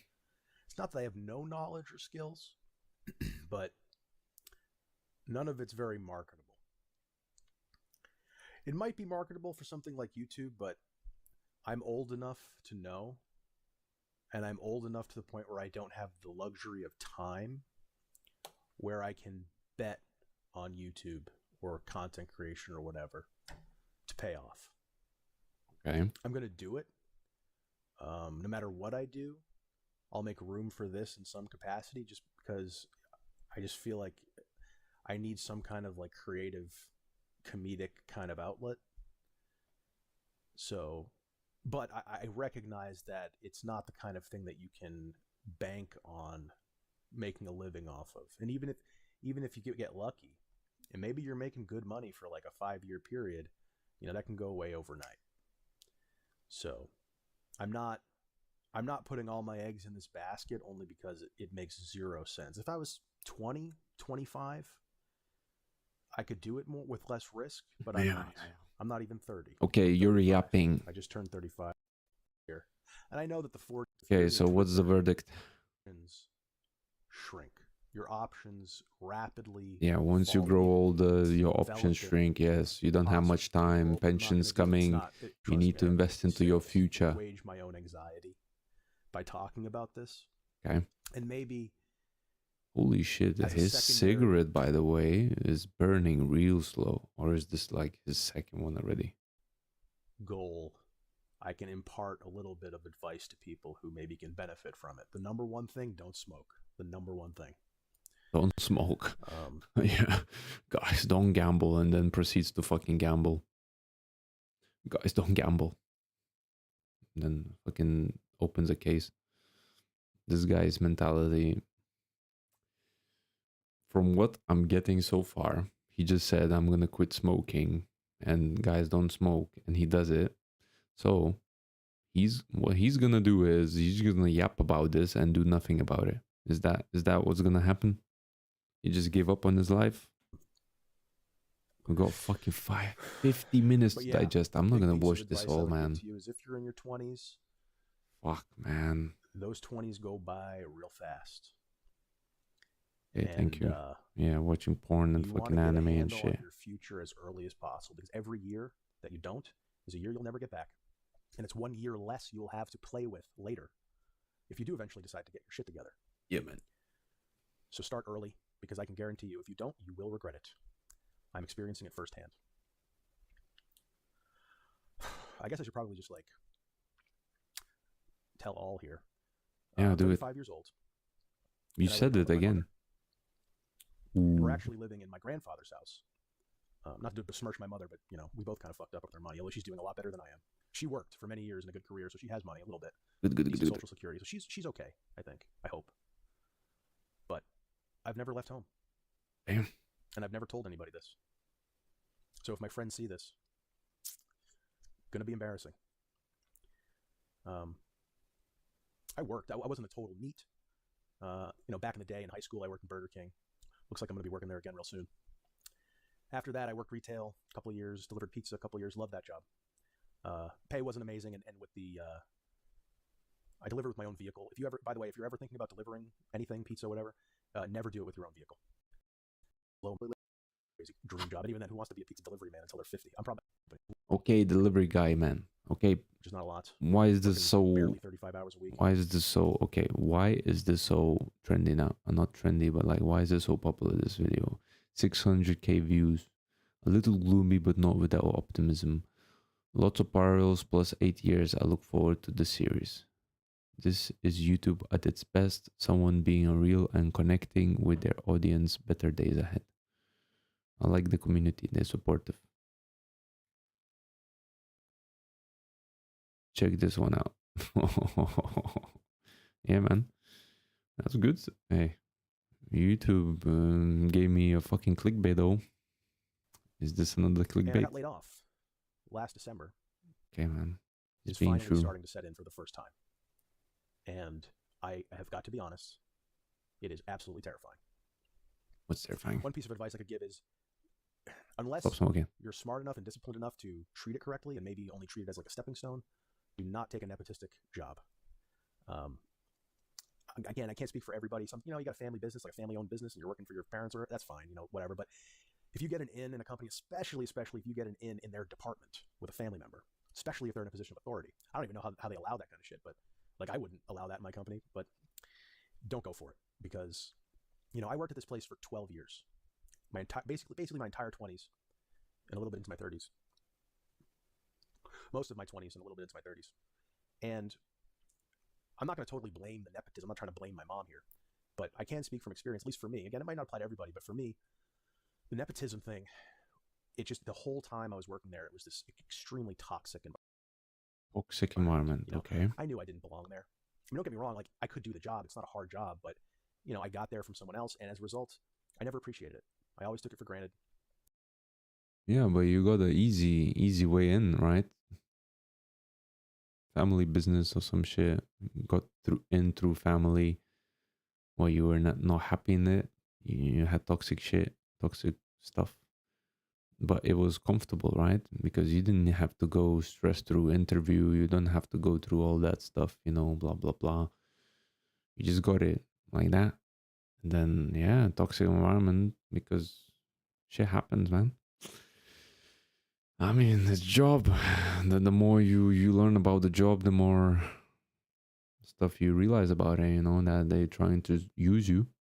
But hey, every job is different. I can't speak to everyone, but yeah, man. Then you might jump into a toxic environment. You better get out. Did you get out? So when did you realize it's toxic? Are you gonna? I was lazy. I was late every single day. Yeah, sometimes showing up lazy. 45 minutes. Exactly. That's another point. Lazy, not going to work. I mean, would it have been different in a different place? You know, not showing to work, playing games till late, fucking getting late to work. That could build a toxic environment as well. And like when other people start seeing that shit, they're not gonna appreciate it. They're gonna, you know, pressure you. You're gonna get toxic shit in your work if you're not gonna do your work, you know. Minutes late. They were pretty chill about that kind of stuff. Like you get in like 10 minutes late. Pretty chill, yeah. And I push that shit every day, 30 minutes. Exactly, exactly. And then people will start hating you because they'll have to do the job for you. Number of hours I needed to, although not diligently, but I would show up late constantly. Yeah. And while they may not say it to your face, all of your coworkers are thinking it exactly what you're thinking. This fucking loser. And, exactly. as a result, you can, like, even if you wanted to, which to be fair, I didn't because I've been depressed and a pothead the whole time, Coomer. But even if I wanted to be friends with my coworkers, you know, I'd have to really, really work because you're always in that scenario kind of looked down upon a little bit. Rightly so. I'm not blaming them. You know, and I did myself no favors by not really applying myself and just coasting the whole time, which just made it worse. Like I was just confirming their prejudice and stereotype. I was just living up to it. I was just, yeah, that's who he is. That's what he is. And I didn't care about the job. I didn't appreciate it. You know, I could have worked my way up the ladder a little bit, gotten more responsibilities, applied myself. I'm a smart guy. I like to think I'm a relatively well-spoken guy. I could have navigated the corporate environment, hierarchy. I even had my supervisor who fired me and I think didn't like me by the end of it. She only been my supervisor for like a year, my manager for like a year before I got fired. At first, she liked me and she even spoke well of me. Boom.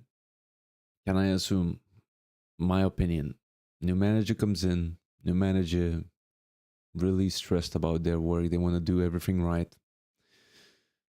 Have a good team to work on goals and shit.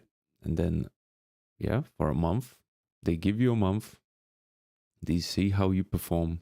If they don't like their worker, they say you have to go. And did that happen? Probably, yeah. Probably, that's what happened, mate. Me to the owner of the company, she said I was smart and stuff. By the end of it, you know, when she got to know me and got to work with me for a year and a half. You didn't see after a month? By the end of it, I don't think she probably thought I was smart, but she knew that I had many other qualities that kind of. Wait, what? He said she was his manager for a month and then he got fired. Scenario kind of looked down upon a little bit. Rightly so. I'm not blaming them. You know, and I did myself no favors by not really applying myself and just coasting the whole time, which just made it worse. Like I was just confirming their prejudice and stereotype. I was just living up to it. I was just, yeah, that's who he is. That's what he is. And I didn't care about the job. I didn't appreciate it. You know, I could have worked my way up the ladder a little bit, gotten more responsible. Environment. Yeah. So tell me now. I even had my supervisor who fired me and I think didn't like me by the end of it. She only been my supervisor for like a year, my manager for like a year before I got fired. Oh, a year. I thought a month. She liked me and she okay. Even spoke My well bad. with me. She probably thought it's a problem. My and bad. it's ultimately your responsibility to deal with that. Like, you know, as in a business, no one cares that you're depressed. That's your job. You're just there to make them money. They don't care about your personal problems. That's your responsibility. And that's how you should walk to your work. Put your personal problems away. That's the best way. That's the best way. If you have personal problems, you can handle them. You can break down at work. You need some help. You need to seek for some help. That's my take. Your problems are your problems. Yeah. An employer, they don't give a shit, and they shouldn't give a shit. It's not their responsibility. If they gave a shit about that, they wouldn't be making money. Yeah, they shouldn't give a shit. There's therapists that should give a shit about that.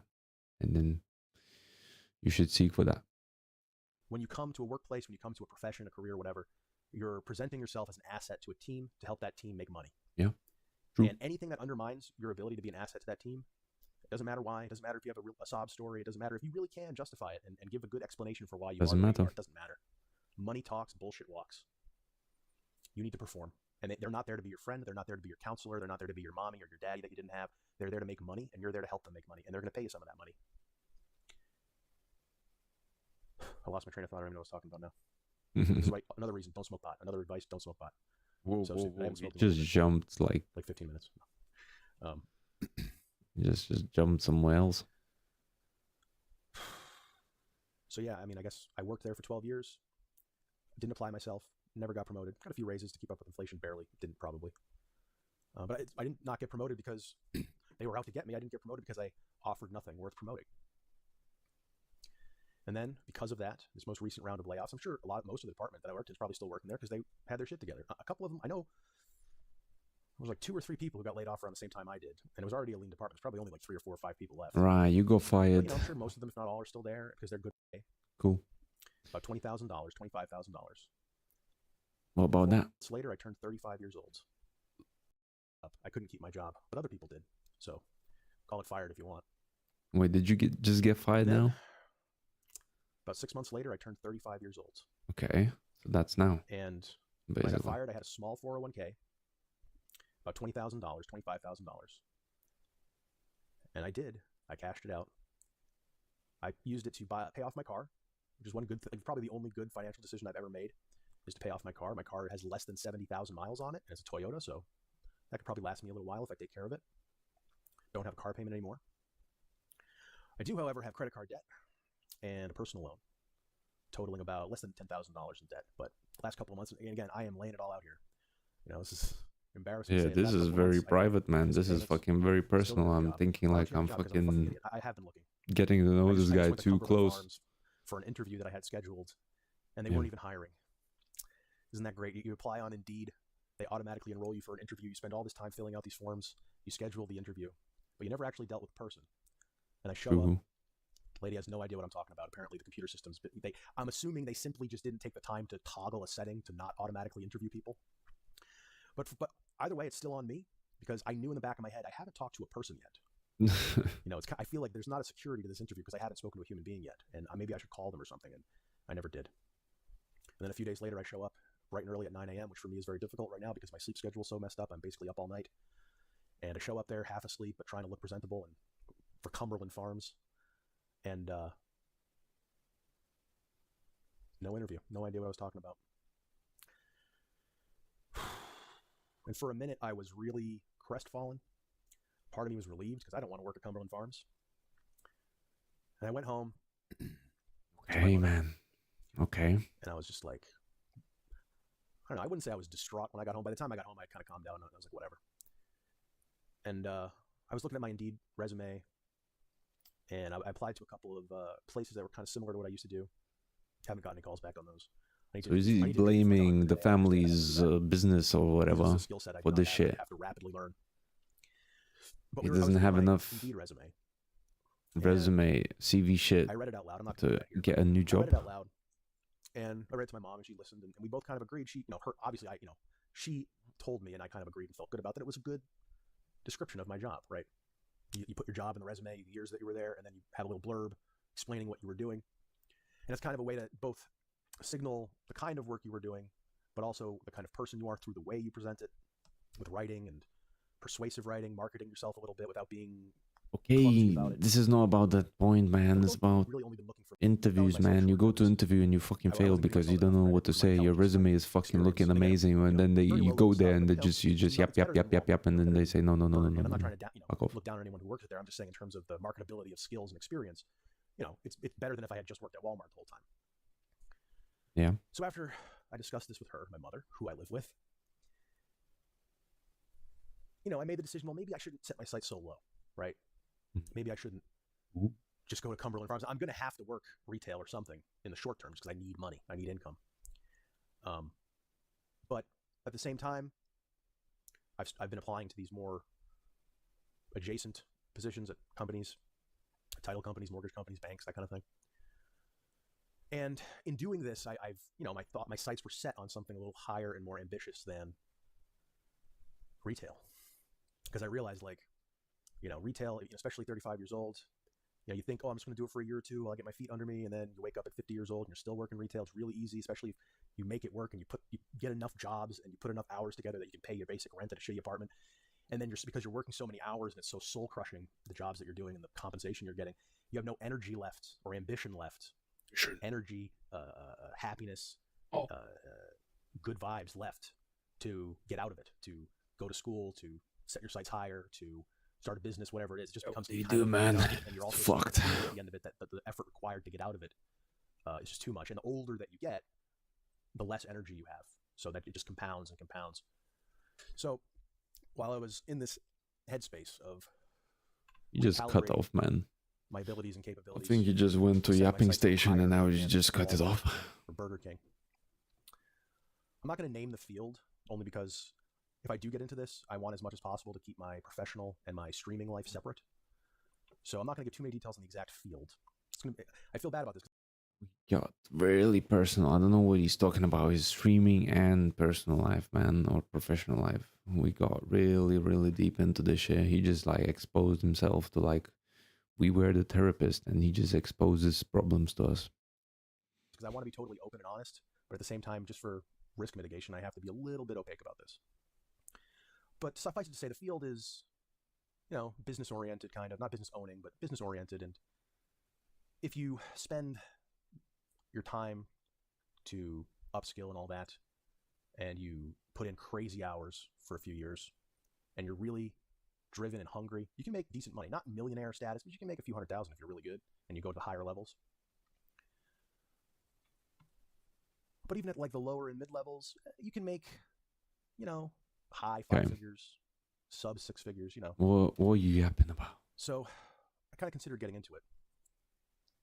Yeah. Consider, mate. So then when you decide to get into something like this, you research everything, you look up all the pros and cons, you read Reddit posts by people who are doing it. And, you know, I get a lot of mixed messages. Some people hate their job. Some people like it. Some people say AI and outsourcing and all this is replacing everything. Some people say it isn't. And I'm in this situation now where I'm 35. I don't know what I want to do. Yeah, man. I think that's a very good point. You're 35. You don't have much skills. AI is there to help you, man. If you have a vision, let AI help you build it. Maybe invest some money, put some money into, you know, getting a proper AI that can do stuff for you and just work for your dream. I think that's the best risk you can take right now, because AI can do wonders right now. Just need to put the good thoughts into it and see how you can, you know, use it. Learn how to use it. I think in future, and they will be looking for people that know how to speak with AI. So you achieve actually the best results. So the way you speak to AI, right? It gives the best results, the fastest results. The way, let's say, you need to build a project that involves development, you become the development lead, and you actually lead AI or multiple AI agents, just sharing your ideas to them, to those AI agents, and tell them to make it work, and that's it. You don't need to know knowledge and study, go to university, spend fucking 5 years programming. You're now there just telling the AI what to do. I think this is a great opportunity for these people who feel hopeless, 35 years old, don't have enough skills. Just stop. And he's good vocabulary. His vocabulary is good, right? He speaks well. Maybe his thoughts drift, you know, away from the main points, but I think everyone has these things when you're open, when you're trying to be as open as possible. So yeah, I think AI is the shit. Could fix you, man. Do I want to do this thing? Do I want to do that thing? There's a couple of options, but they all require like many years of school. Maybe not a lot. Maybe you only need 2 to 4 years of school. Some of them maybe 5 or 6, which is not just a time commitment, which is important when you're this age, but also it's a money commitment with student loans and, you know. And then I'm reading these horror stories about the job market, which I know the job market today isn't going to be the job market 5, 10 years from now, but it could be worse. I mean, who can get away with that for like 2 to 3 to a community college associate's gen ed degree? It took me 4 years to get a gen ed degree from a community college. Roll libshits in college. So I was just like culturally, I wasn't built for it. And you know, I hate sitting in a goddamn classroom. I'm just not that kind of person. So I didn't go to college, really. And I didn't really get a degree. And more importantly, I didn't get any real experience or skill sets or marketable skill sets in my 20s that I could now leverage in my 30s. And again, you hear people, you know, I've read these stories, I'm going to try to keep it vague, of people with like 15 years experience all over, you know, an industry, high certifications, high credentials, and even they are having a hard time finding work. So then I'm thinking about now at 35, just potentially getting into it, you know, not really being done with my schooling until like 39, 40 years old. It's going to take, you know, if I want to get a bachelor's, you know, it's going to take at least 4 years. And if I'm doing that while I'm working full time, am I going to get it done in 4 years? Maybe it takes me 5 or 6.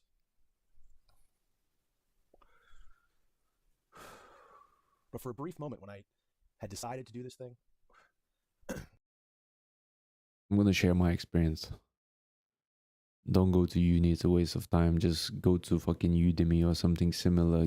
Purchase a course, pay fucking on the discount £20, whatever, fucking 22 euros. And you're going to learn more from there than from fucking whole uni, 3 years of uni. Unless you're very, very motivated to actually do something, very keen, you want to jump into it and actually, let's say a subject is law and you want to know everything about law and be a lawyer or something. Yeah, man. I mean, university is the thing, then you know, it's for you, but for us gamers, for us, like, you know, like, these guys who just like to be lazy, I think uni is the waste of time. You're gonna spend fucking 80% of the time, instead of fucking learning in uni, you're gonna be 80% of the time gaming, and then, you know, just slacking off. So I think that's the waste of time. So yeah, if you really want to learn something, just get some Udemy and then set yourself a task, something like Udemy course, right? Set yourself a task to go through all of it, and then you'll be done there. I mean, very important thing, pick a good course. Pick a good course that will tell you that you're going to work on a project at the end of it. And also pick a latest one, because don't pick old ones. The technology is moving fast. Always pick the freshest ones available on the market with a good reviews and a project at the end. And then you'll be good to go, man. Build the project, push it into somewhere visible that you can show it to the employer, either on a computer, on a website somewhere that you can show the project, whatever it is, and then just go to interviews.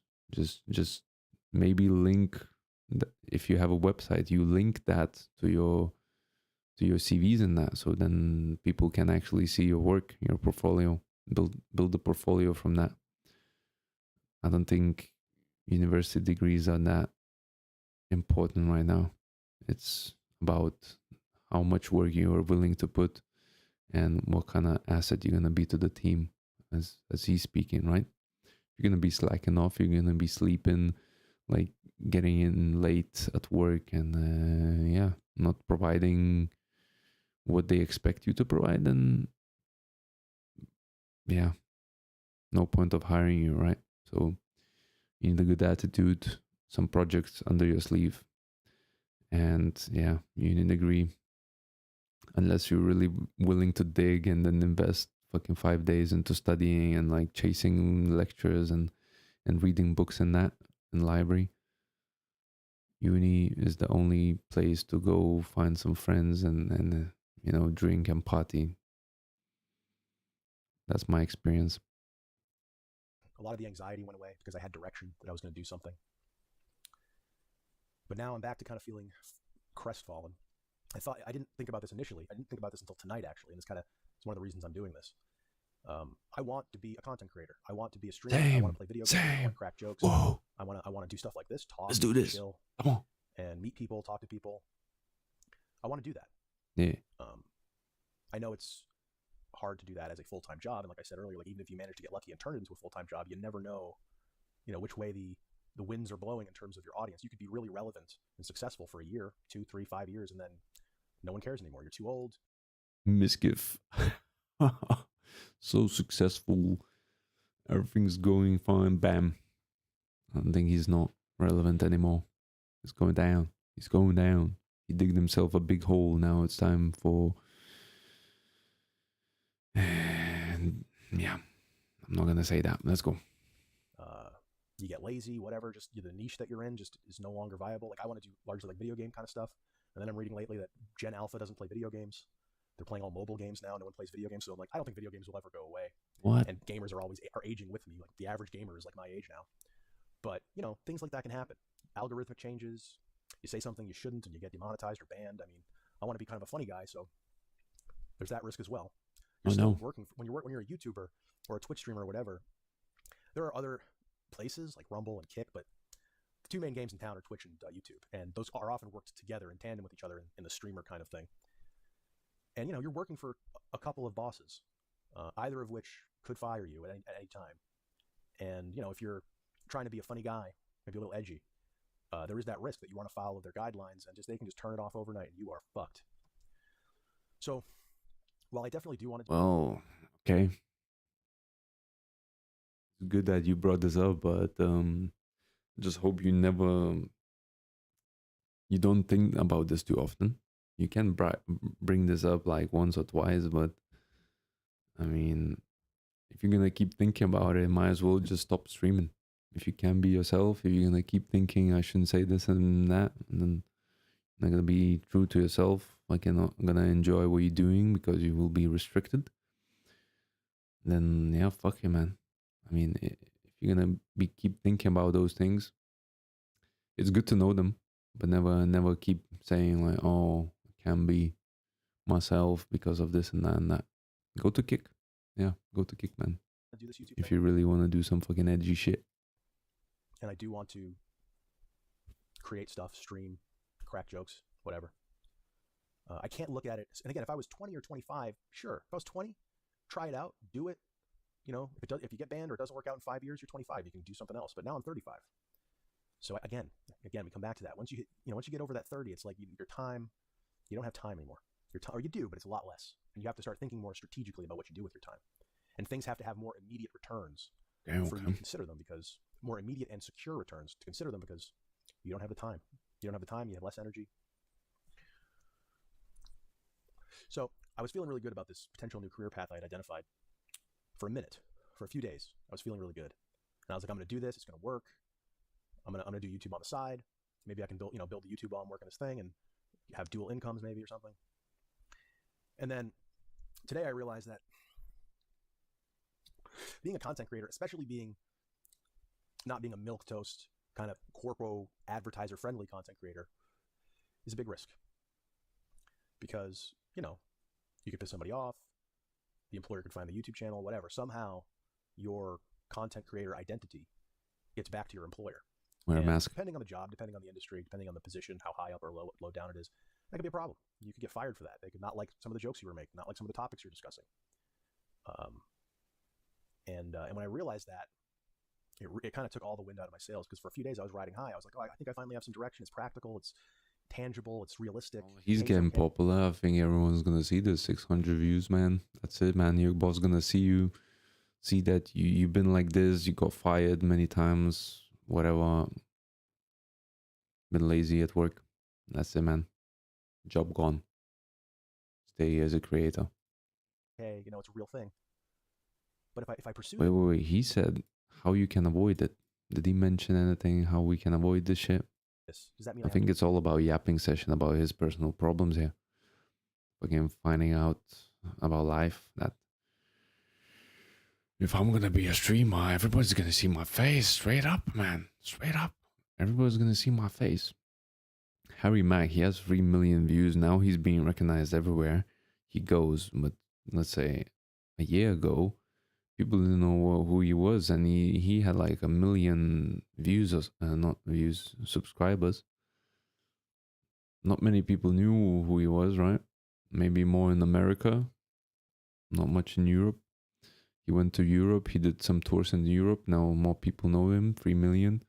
But even then, when he had million views, right, he still, not everyone knew him. So I don't think you should be stressing about like being recognized by a boss or something.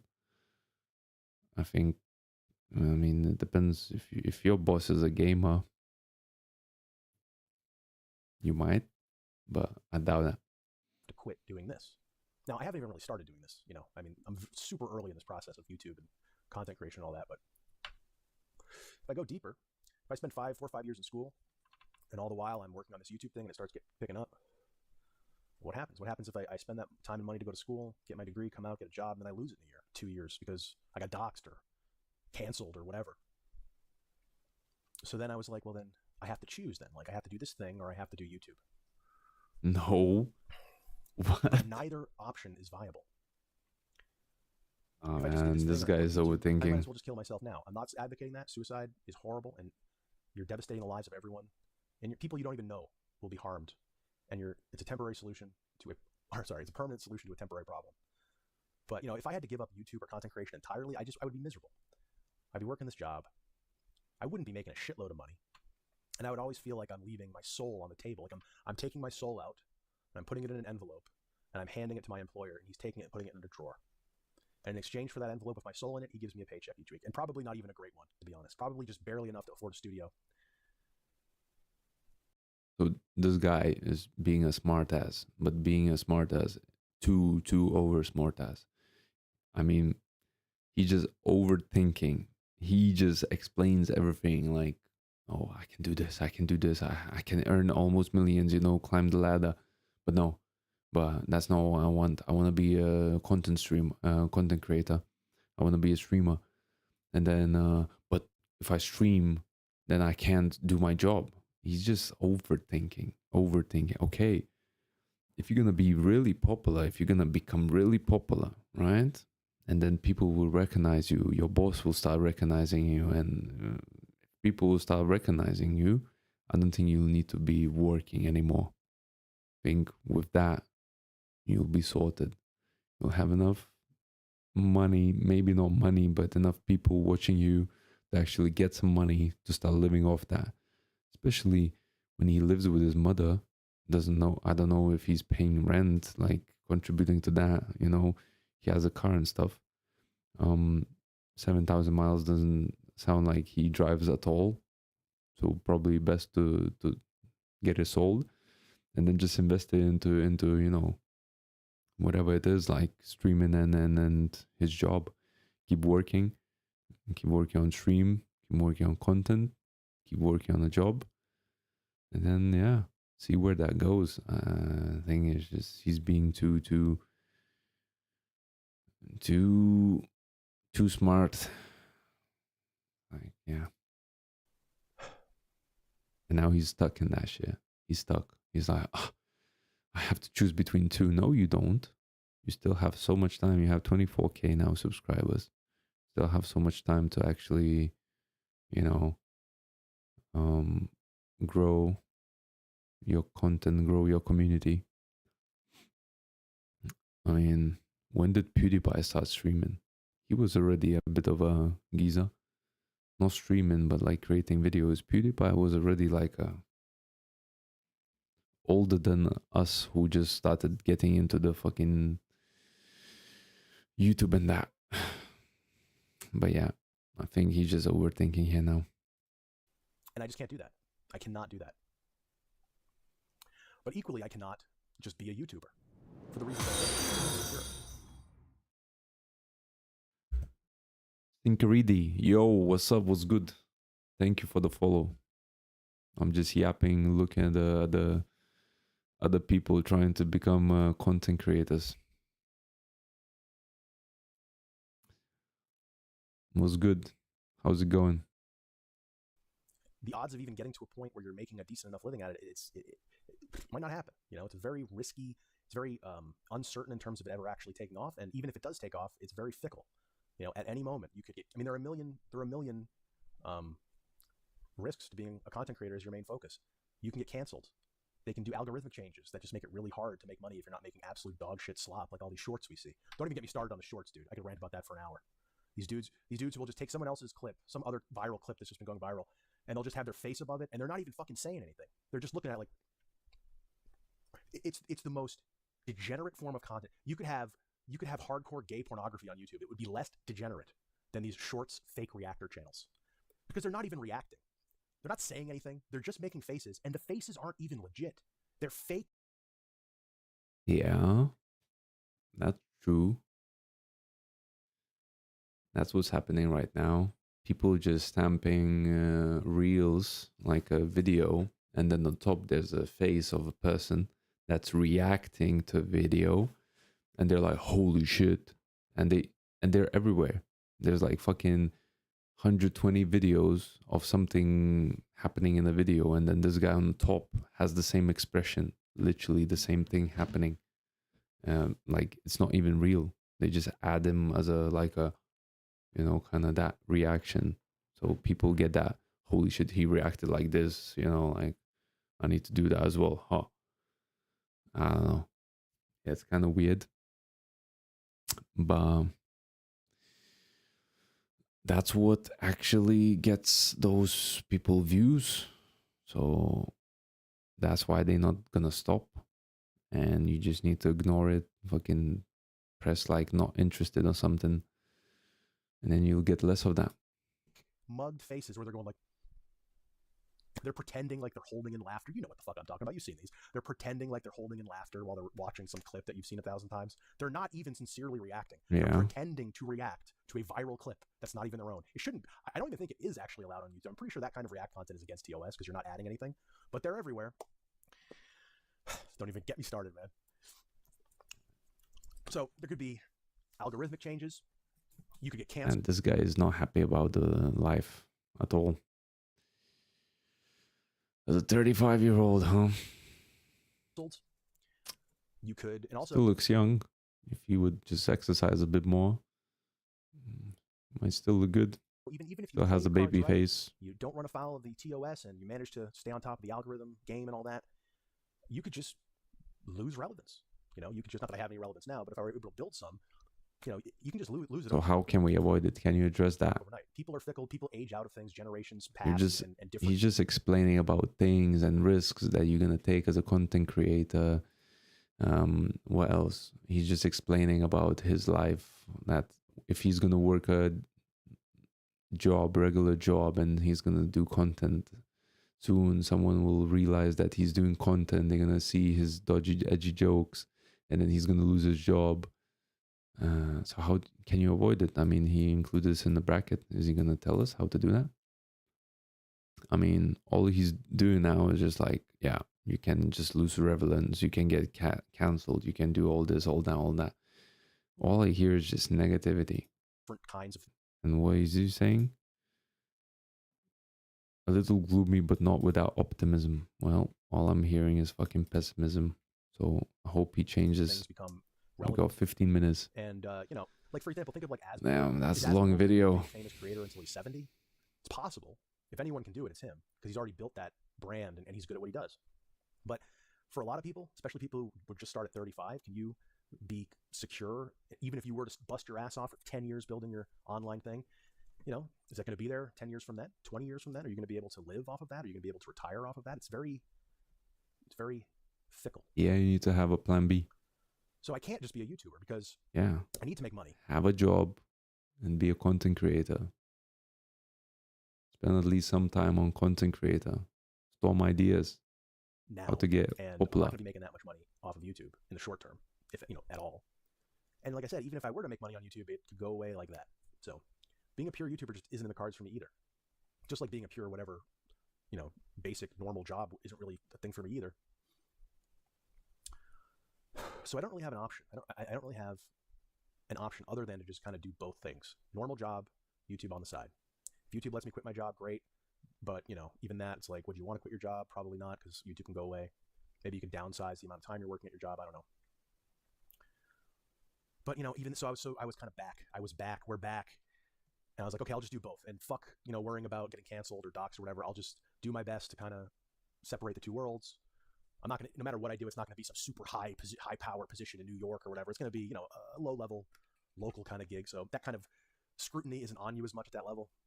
So I could probably make it work. I could probably do the thing and do content creation if I'm fastidious about keeping the two separate. But then, you know, so I was back. I was like, okay, I'm going to do both. And I don't care about the risks. I mean, I care about them. I'm aware of them. But I'm not going to let that stop me. And then I'm on Reddit again, reading testimonials from people in the industry that I'm looking at. And just like everywhere else, they're saying how terrible the job market is. And again, like I said, people with 15 years experience, high certifications and degrees, you know, they can't find work. And those are like the only people who can find work. If you're going to find work, you're going to be one of those high-level people. All I'm hearing is pessimism again. Which is what I would be at 40 years old. Real hard. Now, again, that's now. 5-10 years from now, it might not be that bad. I don't know. The trends don't look good. To me, it seems like it's just going to get worse until we have a political revolution in this country, a civil war. I mean, that's the whole other thing. Is the future is so uncertain from a civilizational perspective that just throws a monkey wrench into any plans I try to make. So I'm truly at a loss here. I think for now I am going to pursue this thing while also doing this YouTube thing. But pursue what thing? Job? I don't know if it's going to work out. I don't know if I'll decide to switch career, switch to a different path. But while I'm in school, I considered programming, but like again, programming to me seems like. Ask AI. Work with AI. I think IT is the one, right, that gets outsourced and AIfied. But like I think programming is a little bit more secure. But the problem is I'm not a programmer. It's not secure anymore. I'm not even good at math. I think I would probably like the work of if I had the aptitude for it. I think I would like. Yeah, but you don't have the attitude. So let's get to the point. How can I avoid this, man? Come on. And I'm gonna be working a day job. Cumberland Farms, Walmart, 2 of them, 7 Go on. hours a week. Tell me. Awesome. And at some point soon, I'm probably gonna have to go back to school, get an associate's. But I'm a little terrified. Terrified. Scared. Give me some optimism, please. How can I avoid it? You included this in the brackets, please. It's been fucking 46 minutes. You didn't tell me a single thing how to avoid it. But not enough to totally assuage my fears. So then I was like, well, the job market's terrible. I wouldn't even be making that much money anyway. I'd be 40 years old. Okay, you're yapping too much, man. Come on. Again. But again, am I going to be the next Mr. Beast? Probably not. Again, I wouldn't make that kind of content. That kind of content just isn't. So what are you gonna make? Tell us now. Come on. Feel like working chip it in. You have 600k views, man. You're popping off. For something that I'm not really invested in spiritually. What are you gonna make? That's oh, you don't know what to do. Going anywhere. Fuck, this is not going anywhere. That's a clickbait, man. He's learning one thing, having a good clickbait. Clickbait videos, clickbait titles. Lost, confused, full of regret. And if anyone is younger than me, if you're like 20, 25, and maybe some of what I said resonated with you, take my words to heart, dude. You don't want to wake up at 35 years old, still living at home, no real marketable skills, no real degrees, wondering if you're going to be working at Walmart until you're 75 years old, living in welfare housing with roommates. You do not want to be in that position. Yeah, man. Now, make changes. It's been a little doom and gloom. I am hopeful. There is optimism here. I'm 35. It's not that old. I know a lot of people who are older would watch me and go, 35, you're so young. Well, if you're also being realistic, it's not that young. It's a lot older than 20. Yeah, man. Some people do fucking 20, 30 years of just being librarians, man. Just fucking looking after books, man, and doing fuck all, man. You can spend like 2-3 years of developing yourself, man, and you can be successful if you just need to put your mind to it, right? But I recognize that, I'm not that old. Once you are in a deep shit, that's when you can make big changes. I can, as long as I get to work right the fuck now and figure out yeah, what man, I'm doing, which exactly. is what I'm doing right now, and this video is a part of it. I could bounce back from this. I mean, he just said that this video is part of work that he's doing. So he's even considering himself as YouTube as a work, not something like a hobby, not something that he can enjoy, but just put this out. Clickbait. What, is he gonna start publishing even more videos like this? Loser. How to avoid it? I'll never make as much money as I could have. What's gonna happen? I'll always be struggling a little, unless I hit the lottery or something. I'll always be struggling a little bit more than I would need to. What is he posting so if now? You're young, if you're in your 20s, get started now.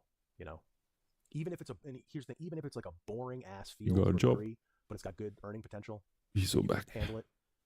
Do it for 10 years until you're 30, 35 years old. You're still super young. You have a decade plus of experience under your belt. You'll probably have some money. Save it, invest it, be smart with your money, so that when you hit 40, even if you don't want to continue doing what you were doing because it's kind of boring and you just did it for the paycheck, well, you're still young enough that you can kind of pivot, but you have experience working in a real field.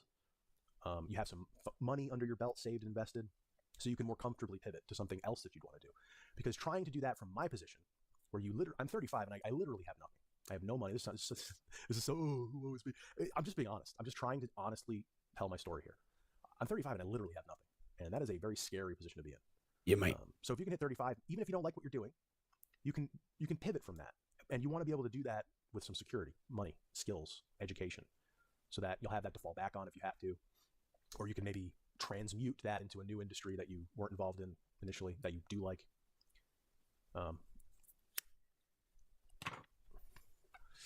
And yeah, this is, I'm sorry this doesn't have like a big resolution to it. It doesn't have a big... it doesn't have a resolution, man. How am I going to avoid this? Happy ending. I'm still in the middle of the story right now, or yeah, I guess I'm in the middle of the story. So Where's the part 2? I don't know what's going to happen. I just wanted to get it out. I just wanted to get my thoughts out, express myself. For me, not for you. I hope it helped someone out there, but I'm doing this for me. I'm doing this just because... Yeah, it didn't help. Didn't help. My dad lives in another state. I can talk to him. I'm going to talk to him on Friday. What he said is like, change your life. If you're feeling like you're in a shit spot, change your life now. Start working on yourself. So. Well. Look what the cat dragged in. 4,000 people. I'm trying to look at the camera, keep looking away. It's like, it might. I'm not like I'm just gonna be doing this the whole time. Just he's gonna yap I've been more. Dry heaving all week.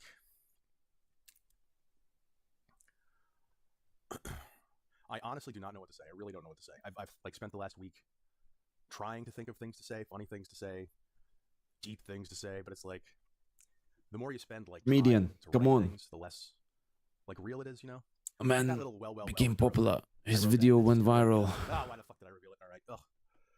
This is what I'm doing. This is what I go through. This is what I go through. I'm fucking neurotic. And I'm not saying that to sound interesting, because I know some people think that it's like a character. I'm really not. I am a fucking mess. And I know that a lot of it is probably my lifestyle, the fact that I am fat, and I haven't really smoked weed in a while, but the fact that I'm just generally... Okay, he's yapping. Just came up. I feel cringy even just talking about it. Is he gonna talk about being But again, that's like, viral now? People are going to call you a grifter. People are going to call you shilly. Whatever. Fuck them, right? I'm broke. I'm broke. Whoa.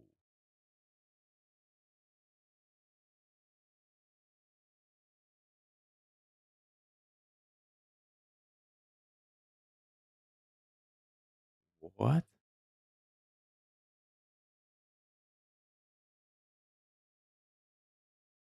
Yeah, you're gonna get cancelled, mate. Fuck.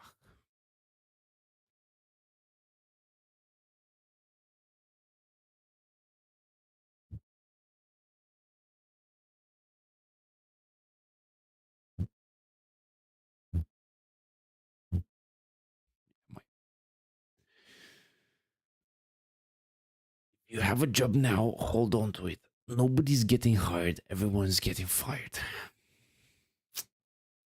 GG's. GG's.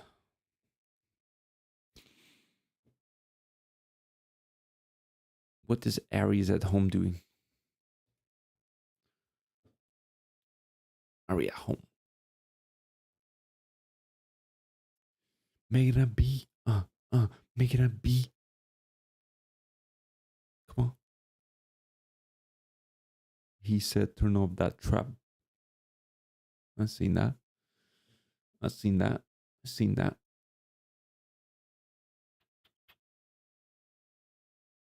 Hitmaker 4 days ago. Was I watching this?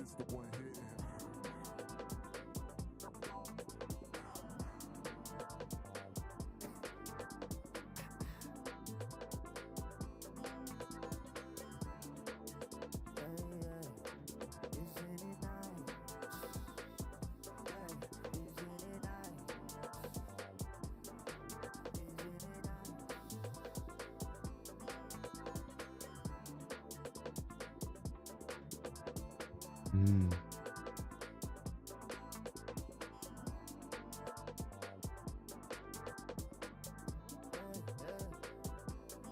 Mm. I need some out to do.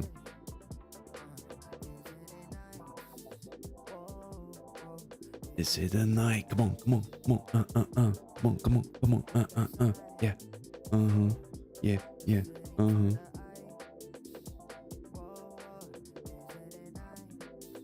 It's not night. Who's gonna be throwing some? Come on, some rap. Trap boy. Proper trap boy.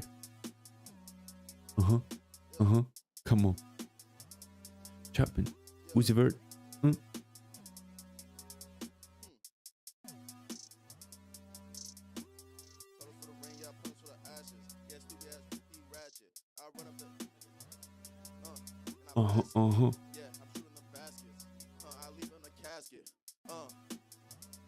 What to do in a basket?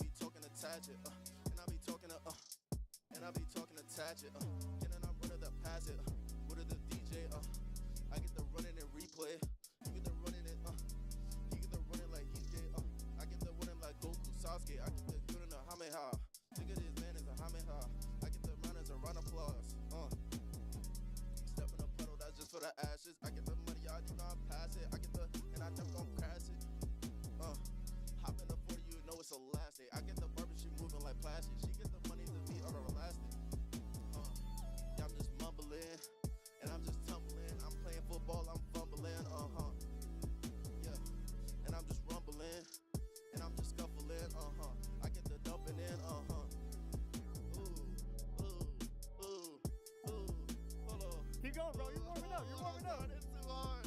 Oh, this beat is too hard. Shout out to Yee. I'm gonna buy me a go yard. I run up the go part. I get the racing in go karts. I get the running in dough hearts. I get the running in chrome hearts. Yeah. She get the dub in that tune. I get the boom in the room. She wanna talk, but I'm not in the mood. Yeah. She get to play my music. You know I never abuse it. Yeah, this be moving too stupid. Oh my God. He gon' shoot you on the fly. He not from Brooklyn, but yeah, you don't come from the style. Yeah. Hop in my cargo jeans. I get the embargo, get the cargo. Oh my God.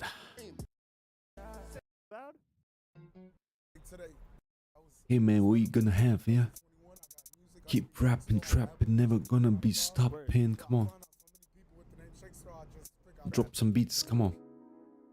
Some soul, some jazz, hip hop jazz. Come on, come on.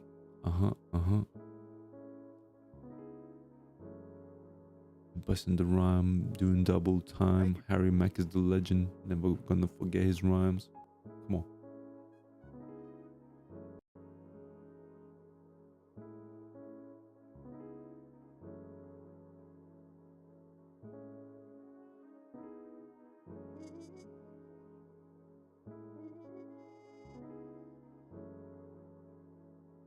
Trust me, it's gonna work out. Or it won't.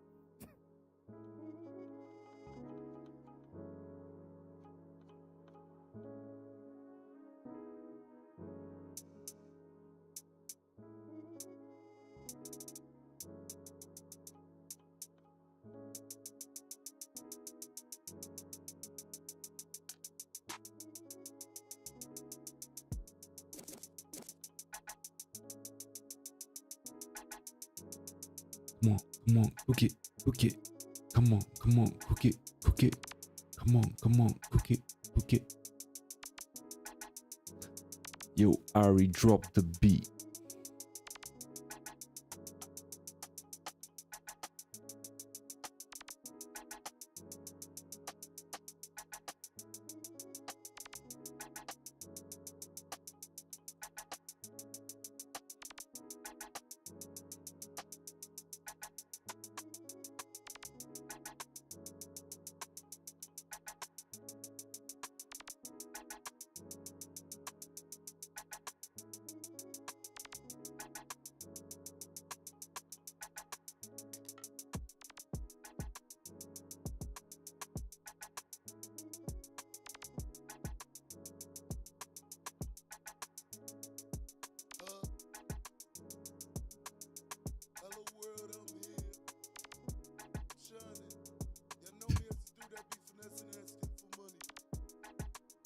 Okay.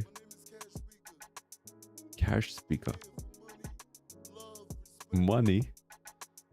And we're gonna be dropping some tips for him. Okay. Time to perform, man.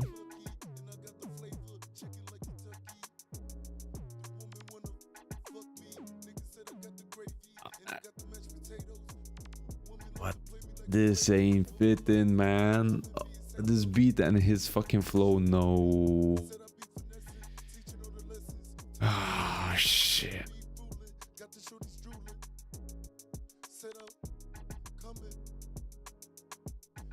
Switch the beat or switch the fucking rapper, man. Honestly.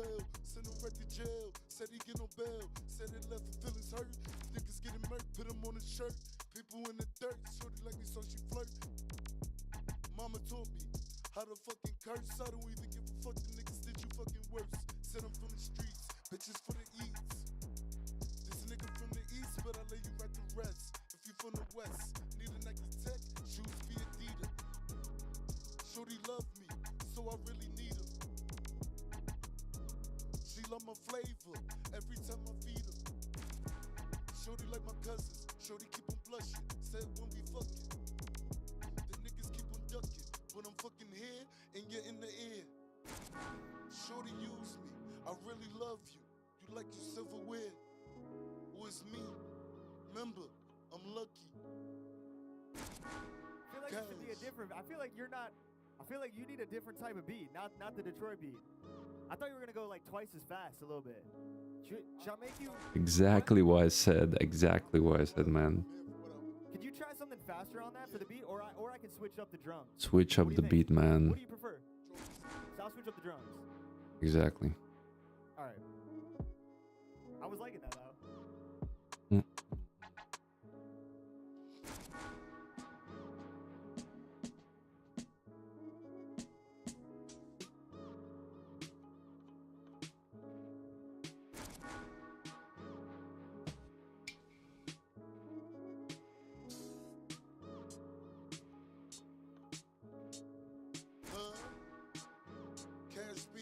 Rolling through your speakers.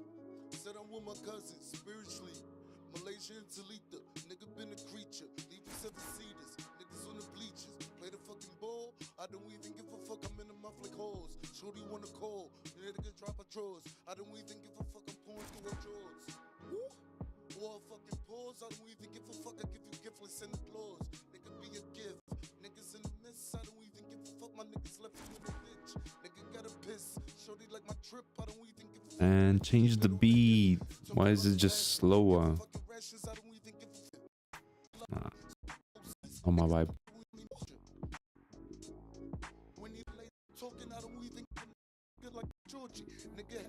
No, next? Hell yeah.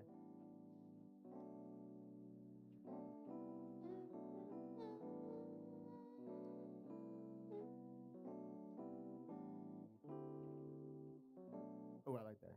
I was gonna say I'm trying to match your flow. You got this. Give me a second to build it up. Yes.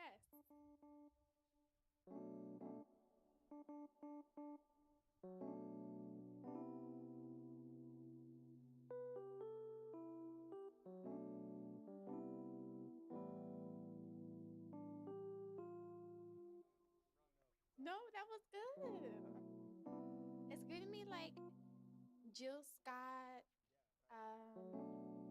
maybe a little bit of Erica Badu vibes.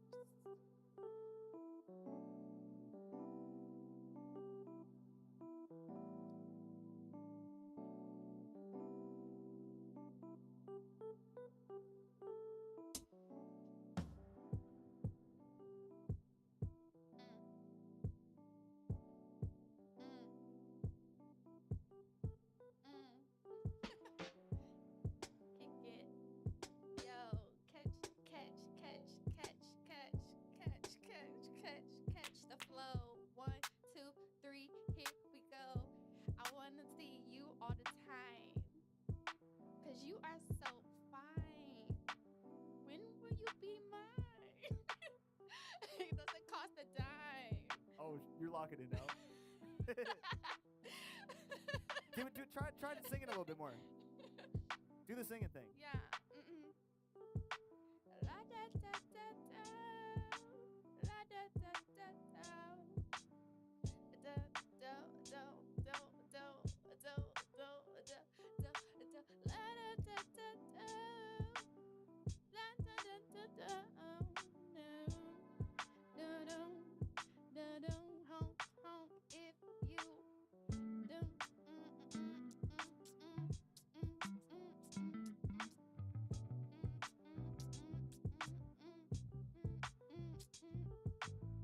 I like this.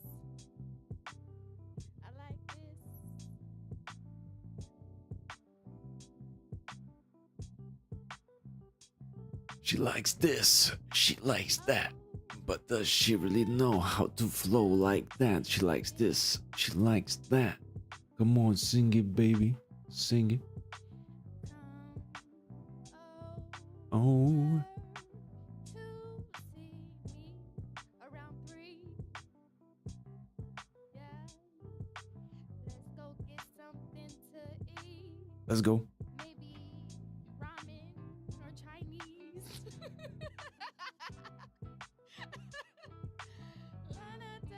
Why not? Be goofy. That's fine. That's it. Drop the mic. A little more. Okay. She doesn't know what to say. I'm getting Nervous. Mm-hmm.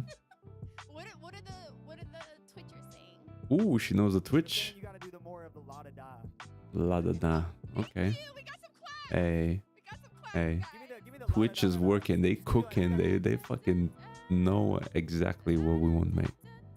Yeah. Okay. Locking in up on the street corner. What I came to organize me real order. Want to skip this, but now no. Ari's cooking. Because we oughta post up is why the sun go down. But I do my trip walking around this town. I'm pretty sure he want the mic next. I keep my hoodie on. If it was off, then I might flex. Sometimes on my own, then I might stress. Yeah. I'm out until the light left, into that moonlight. I've been thinking of you, baby, tonight. I get too hype, yeah. Keep that light away from my skin tone, or it gon' blow me out, make me look too white.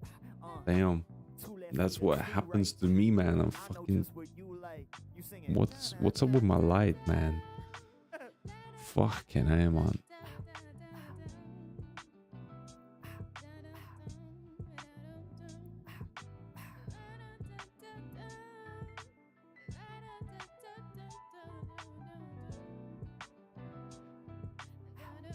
Holy shit, bro. Fuck. Calm down. Yay! That was so much fun. Easy. Thank you. Hey, thank you for getting That was on. fun. Of course. And I'm glad your phone was it was all good. You just be leaning it on shit outside while you're filming. You just be Too bright, man. I'm gonna get fucking blinded, man. This is like a flashbang. Cool. What's your name? Where can people find you at? Da, da, da, da, da. That's what we're gonna sing about. Okay, enough of this, man. I need some real rappers, real OGs, man. Come on, come on. He's gonna sing. He ain't rapping. He ain't rapping. Cool. Oh, got a good jazz, you know. In French or in English? I could maybe throw in some the RGB. How we Yeah, what's going down? In play on these flow, right? Some W's in the chat. Oh yeah, you know what's going down. All right, you can hit it whenever you want. What the fuck's gonna happen? Chords. I'm gonna get some chords in there. Get some jazzy notes. Oh yeah, he's pulling out the grandeur. Shout out Ligonara. Okay. Is he gonna sing? 100% I think he's gonna sing. It is quite positive. Yeah. We need some negative. We need some Negative? Are you gonna do some underground shit? Some distortion. All right, yeah. We'll go said a lot of stuff. Trash. Rap can I said I do. Okay. Came from the north. I was wrong. I'm blessed. Yes, with the chords I do not stress. Where garment is de-stress. And I'm not from Detroit, but I'm rapping here with D-boy. And he is from Punjab. You touch me, then I jab. 1, 2, I'm like Muhammad Ali. My name is Wu Ali. Yes, from Ghana. And gonna spit these bars. Yeah, you can get them if you wanna. I'm high up off the bars like I'm off the marijuana. Yeah, that's corny, but I keep that green on me like I shoot my shot like Robert Ory.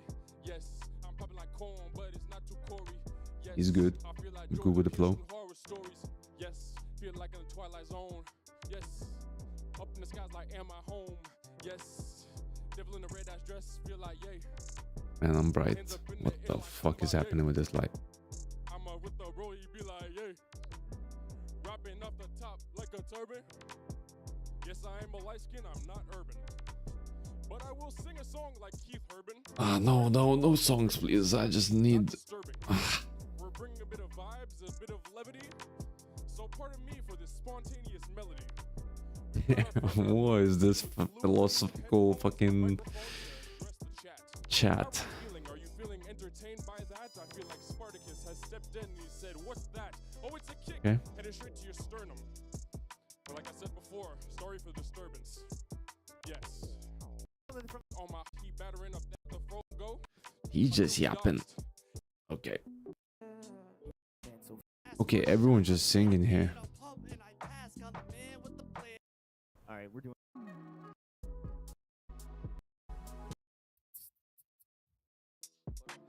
Make it go up like I'll try and make it go pop like wait, I'm gonna stop it. How can I do it? She trying to just drive me, but she got my number. I got her number. He just needs more energy and he's good. But why you do that? Why you playing me? No, I can't do that. Oh my god, gonna go in a Maybach. These shots, I'm about to spin it. Say that. The beat is fire. Fuck. I get this piece of stuff. I got a bike. I'm trying to do buck. Oh my god, like damn. So bright, man. What the fuck? Let me go back. Keep that stack apple. I'ma do go see chapel. Oh my god, gonna save us.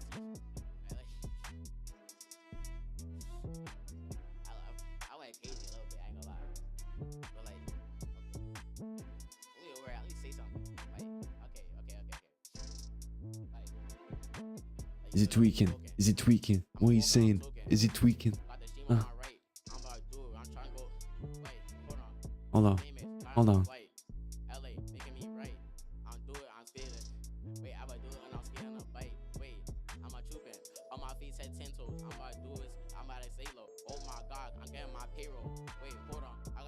He looks so young. He doesn't have salary.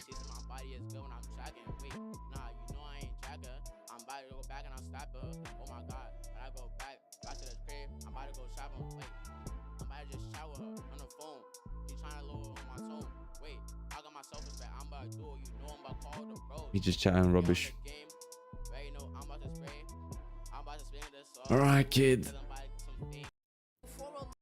Ooh. Yeah. Yo, she's doing good. Okay. Yeah.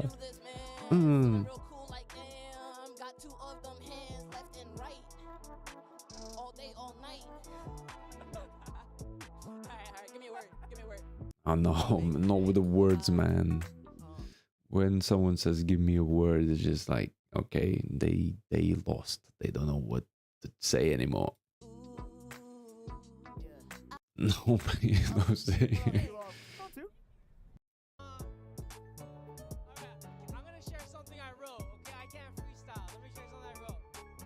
Please don't.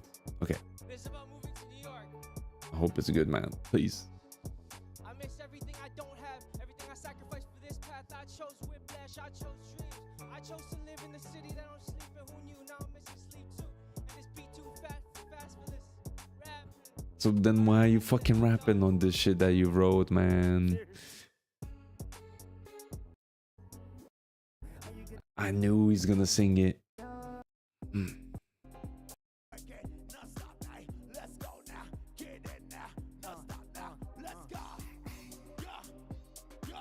Let's go now, don't stop now. I clock in, can't clock out. I drop in, can't drop out. I like it, I grew quick. I think outside, made a movie, made a new flick. You can view it. What I Who's this guy?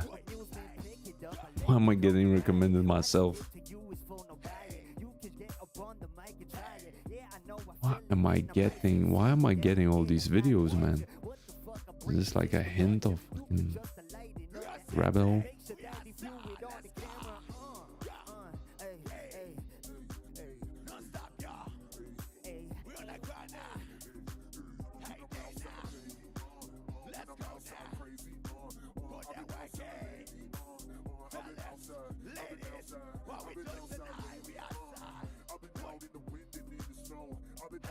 Okay.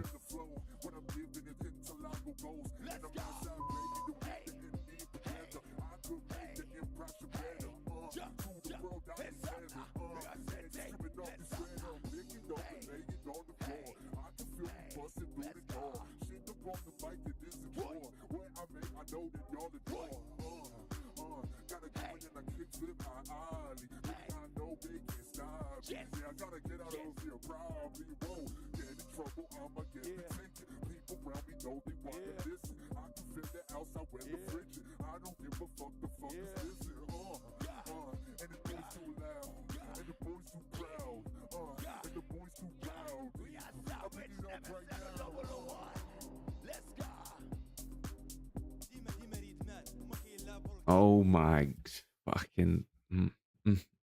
Okay. Harry Mack just dropped. Okay, not just fucking 5 days ago. I'm a bit sleeping under the rock. I was thinking I'm not gonna watch this in the evening, at night on my phone. I'm gonna watch this live. Let's react to this Harry Mack new video on Mingle Bars. 3 words or more, improvisation, freestyle. Let's go. What's up, man? Yo, that's Nas. That's Nas in the back. That's Illmatic. Yeah, you already know. Yeah, Nas, man. So what, you like music? Yeah, I'm actually, I'm on here doing. Ooh, this guy doesn't know Harry Mack and he knows Nas and all that.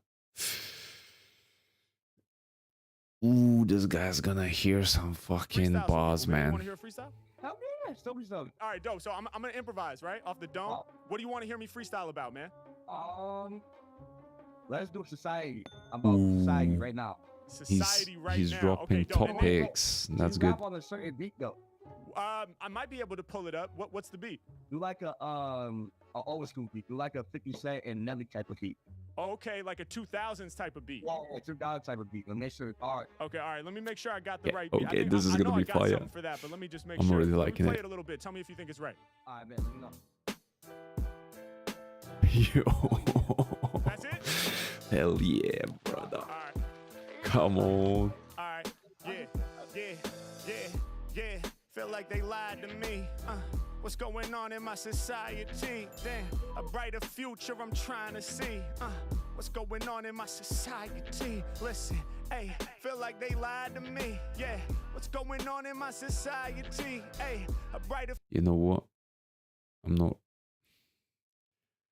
This was a golden opportunity for this guy to hear his fucking craft, to hear his fucking skill, to get more words. They only got one word. I mean, topic, society. Which is good, but still he's not showing his full fucking potential of remembering words, you know, like flipping whole fucking schemas and then like flipping the whole topics around, you know, like this guy. I can see that he's a real fan of rap, you know, hip hop. So it's kind of sucks a bit that it's just like one word. But let's see what he's gonna say about society. They lied to me, yeah. What's going on in my society? Hey, a brighter future, what we trying to see? Hey. Okay, it's time we finally figure out how to really listen. Cause all we wanna do is talk, it's leading to division. It seems as though can't nobody out there relate. And it seems unless we violent, we not great. I don't get it, I'm trying to find a way to spread some love. There's so many obstacles we need to rise above. There's so many people that's living up in this country that seem only hungry to get some more money. It's leading to corruption. We don't seem to care about people that's struggling, hardly even aware. And trust me, dog, I should know, cause every day I live this. I mean, I wake up with my societal privilege, and I ain't even earned this, it was given at birth. I mean, it makes me start to question what everything's worth. It makes me start to question who I am. Am I lesser of a man? We need a way to formulate a plan, yeah. Everybody's so consumed by the media, and they trying to get you pissed with what they feeding ya. I said intentionally, they be writing headlines that make you wanna go out your fucking mind, making people blind, only showing one side, and it seems that happens on both sides. What's the vibe, man? It's hard to find the center. That's why it's challenging, hard for us to really have our feet in reality. On top of that, we scrolling, focused on our screens. On top of that, we scrolling from a live stream that's only showing us what we already believe. It seems politicians got more tricks up their sleeve, in cahoots with the media, in cahoots with the apps on your phone. So when you relaxed at your home, watching what you think is factual, doing it casual, you'd have to fact check against sources to find the actual reality. And nobody seems to have the time. It's stressing out my mind. They trying to leave us blind, but that's why me and you, my friend, have to combine, so a brighter future together we find. It's all about putting smiles on faces and spreading that joy. It's all about conversations that cut through the noise. It's all about not relying on what they promised me, instead opening my heart up to true honesty for real. Feeling like they lied to me. Hey, what's going on in my society? Hey, a brighter future, what we trying to see? Hey, what's going on in my society? Yeah, hey yo, feeling like they lied to me. Come on, what's going on in this society? Yeah, spread your wings, time to fly, we free. No one as high as me. What's going on? Yeah. Yo, I ain't gonna lie.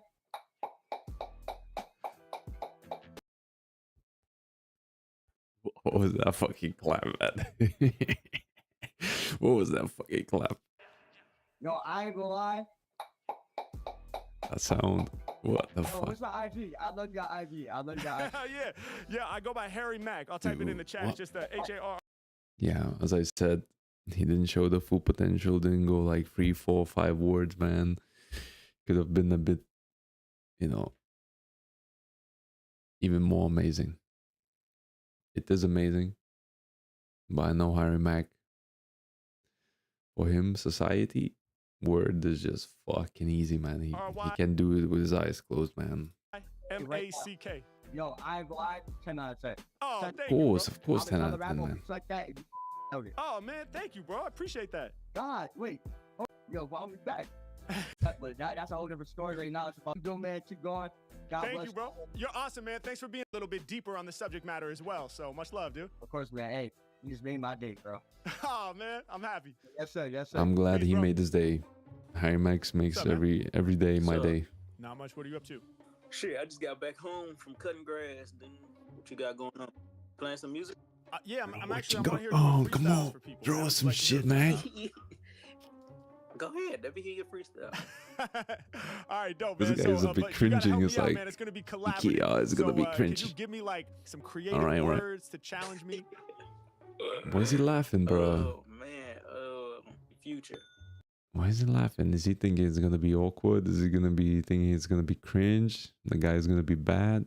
Or maybe this guy is not even in the freestyle section, you know? He's not interested in that. Future? You do Future? Yeah. I ain't gonna lie. You Come gotta on. think of the other one. Nah, you got it. Okay, this guy now putting some words in. Come on. I like that. Can I It's get gonna one be more? like, what, 5? Legacy. 5 more? Legacy. That's beautiful. All right, Future, Project, Legacy. One more. You just came home from cutting grass. We're about to do a freestyle. Okay. You ready? Yeah, go ahead. All right. Are you like a landscaper? Is that your job? Yeah, pretty much, yeah. Oh, okay, dope. All right, cool. Right, drop the beat. 50 Cent kind of shit. G-Unit, come on. Future, Project, and Legacy. Here we go. Come on. Yeah. Connecting with fans when I'm on my computer. How's he do it, dog? He came from the future. Back to the future like I'm Marty McFly. Other rappers kinda hard, but not as hard as this guy. Yo, cause when they spit, they flow is too simplistic. Meanwhile, my rhyme scheme's futuristic. Yeah, I get it live. I bring the dirty vibe. I swear my style was born in 2035. Matter of fact, more like 2200. I'm from the next century with lyrics that I rhyme with. Yeah, and I got a collection of poems. Yo, that's dope. I can see my reflection up in your phone, dog. You filming me indeed. I got what they need. Cause I be kicking lyrics with this incredible speed.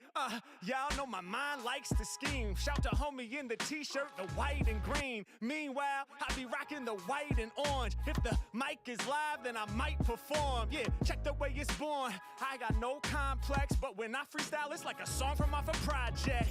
Yeah, y'all know I make it look easy. Would've thought I took the time to write, record for my EP, or maybe my LP, or maybe my album. But really, it's the live, and it's oh so astounding. I got the people bouncing to the rhythm, the making is kicking. When it comes to kicking these bars right off of the mental, you know that I'm sickening. I be wicked whenever I'm throwing it down. Throughout the industry, my name is really going around. They wasn't knowing in the past, but they knowing it now. Hey, open up my chest, then I'm showing them how. I spit my art from the heart, serve them up a la carte. I keep it smart and intelligent. Within this game, I stay relevant. I got all the people going wild in the place. My project is putting smiles on your face. Yeah, I treat it like arts and crafts, make them feel the wrath. Other rappers wanna follow the path. Well, go ahead, cause I'm trying to lift you up. It's gonna be legacy soon, come on. I wanna leave a strong legacy. Yeah, I knew it, man.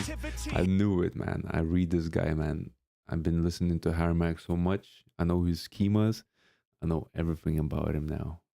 It's been fucking binge time for me listening to this guy, man. He's amazing. He's amazing. He has leveled up the fucking scene. People talking about streamers putting up the bar with their shows and shit, and then the new streamers cannot even reach the bar. Well, this guy just fucking put the freestyle bar up to the heavens, man. I know, I would like to see another person do the same thing as he does. I would like to see them clash. If you interested in freestyle, I would recommend seeing Lean and Harry Mack together. Lean is like a English, like UK freestyler. They had a really, really nice, like a duo kind of, not like, it wasn't like a beef battle, but it was kind of testing each other on the freestyle. Check it out on YouTube. Lean and Harry Mack and Birdie Man as well as a DJ. Really sick thing. It really got me into this whole, Harry Mack, Omigo Bars, everything. I started watching everything, man.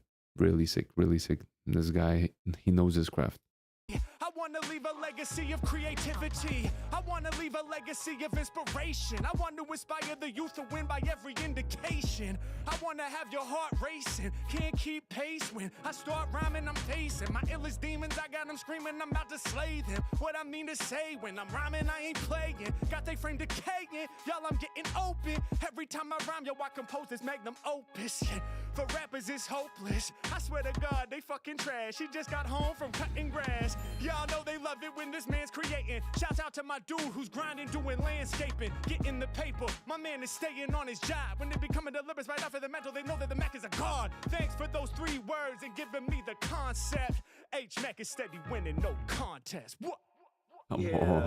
Come on. Yes, sir. Yes, sir. Yes, sir. I like it. Oh, thank you, man. I appreciate it. Thanks for being a part of it. No problem. Amazing. No problem. You do YouTube? You doing this on YouTube, bro? Yeah, I am. Yeah, I'm making videos for my YouTube right now. Actually, would you be cool with me using this clip in one of my videos? Yeah, go ahead, man. Oh, dope. I appreciate it. No problem. It was nice meeting you. Likewise, bro. Thank you for being a part of it, man. I appreciate your energy. Ooh. I might have lost you, bro. Yeah, have a good one. There we go. The guy got too excited. Much love. Peace. Next. What's up, man? What the fuck? Is he getting Was drunk? that an espresso shot White Claw combo? Oh my god. No way. What's up, man?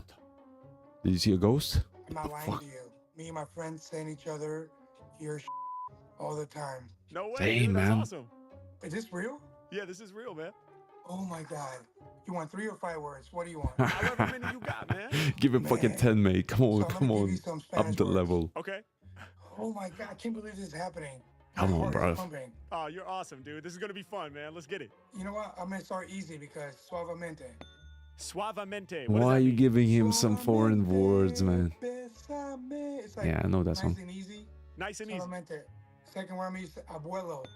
Why foreign words though, man? Grandpa. Shout out Okay, to all he's the putting a abuelos real out there. challenge Yeah, to I'm gonna go English Harry now. Mack. Actually, Harry Mack used to do like 1, 2 foreign words. So it's gonna be a real test for him. Can he actually now do some fucking Spanish, man? Thank God. Latino, Only because I just see it in front of my face. Latino Magic language. bullet. Oh, that's a blender? Yeah. And then I'm gonna say whiskey. Whiskey, yep. To end it, throw in Florida State Seminoles. That's your team? Yeah. All right, dope. So we're gonna go with Suavemente, Yeah. Abuelo, Magic Bullet, Abuelo. some whiskey, and then last but not least, Florida State Seminoles, right? Yeah. I still can't believe this is real right now. Let's go, man. I'll shut up. Whoa, whoa, whoa! Yeah, do it. Is this scripted? Why is he also playing like a Latin music, huh? Is this scripted, Harry Mack? What's happening, man? You got some beat prepared for that shit? Yeah. Okay. Okay. Ooh, funk, man. Where the funk comes, man. The actual funk is now coming from fucking Brazil and from all these guys, man. Yeah. Okay, that's the energy So we need that's good. That's good. That's a good vibe. right there, bro. You tapped in. Okay. Yeah. Yeah. Yeah. Okay, okay, okay. Yeah. When it comes to freestyles, I'm the sensei. Take it nice and easy, suavemente. Yeah, H-Man coming off the dome when I hit that big facts. Y'all know I come through with them sick tracks. Thank you so much for the translation. H-Man coming with the fly creations. Right off the top of the dome, no debating. I'm the illest with the freestyle, no hating. What? Y'all know we taking it there. Hey, I'm about to make them aware. Yeah, y'all know I do this often. Shouts out to dude with his finger nodding. Yeah, y'all know I'ma get it done. Yeah, turned your hand to a gun. Hey, makes sense. We about to pull it. Matter of fact, we gon' shoot the magic bullet. Hold up, I done skipped the word. Did he really do that? Wait, hell no. Matter of fact, I father they style. Abuelo. I'm abuelo. Yeah, man coming off of the dome. Hey, I'ma leave him lost in the zone. Hey, y'all don't let him win in the crown. When I use the word, I gotta spinning around. He was like, Harry Mack, I know you can manage. I know you won't get hurt, won't need a bandage. Yeah, I know your skills are gigantic. So I'm about to test you in Spanish. Goddamn, kid. Now I'm speaking a whole nother language. When I spit, I be healing your anguish. Y'all know that I came through with the rap verse. Homie got the hat on backwards. I know I'ma flip it when I rip it. Man, the whole entire scale, I'm about to tip it. I be frigid, I be cold. Every time I rhyme, you know I'm about to break the mold. When they come to lyrics, they be saying that I'm old. Cause I got some gray hairs all up in my beard. Fuck if my path in front of me look clear. Y'all know I'm about to rock here. Shout to my man with the tattoo soccer ball. I'ma kick it like football. When I pop up, saying what's good, y'all. Now he's holding it down, they about to get devoured. Y'all know when I'm flowing, I be growing like the flower. What? Every time I spit, I'm causing more harm. Yeah, every time I spit, I pull up with no sports car. I can pull up in a Mini Cooper, still get it done. When I'm on the mic, you know I'm having fun. Yeah, every time I rhyme, yo, the rhyme is tough. Word to the magic bullet, I'ma grind it up. Yeah, every time I spit, man, I do get loose. Like what's inside the magic bullet, Mac got the juice. Yeah, every time I rhyme, I be hitting the spot. Shouts to my homie taking the shot. He was like, I don't really know what it's gonna be. Magic bullet, cause it's right in front of me. Yeah, can you use it in this case? Cause those are words right in front of my face. Two-part word when I throw it down. Through the industry, I'm about to go around. When I rhyme, I let the kids know how it should be. Y'all know the game can't push me. I'ma make the people dance, get frisky. Like they taking shots of straight whiskey. Every time I rhyme, I bring in vendor flows. I be winning like the Florida State to the Seminoles. Seminoles, yeah, man. You see that?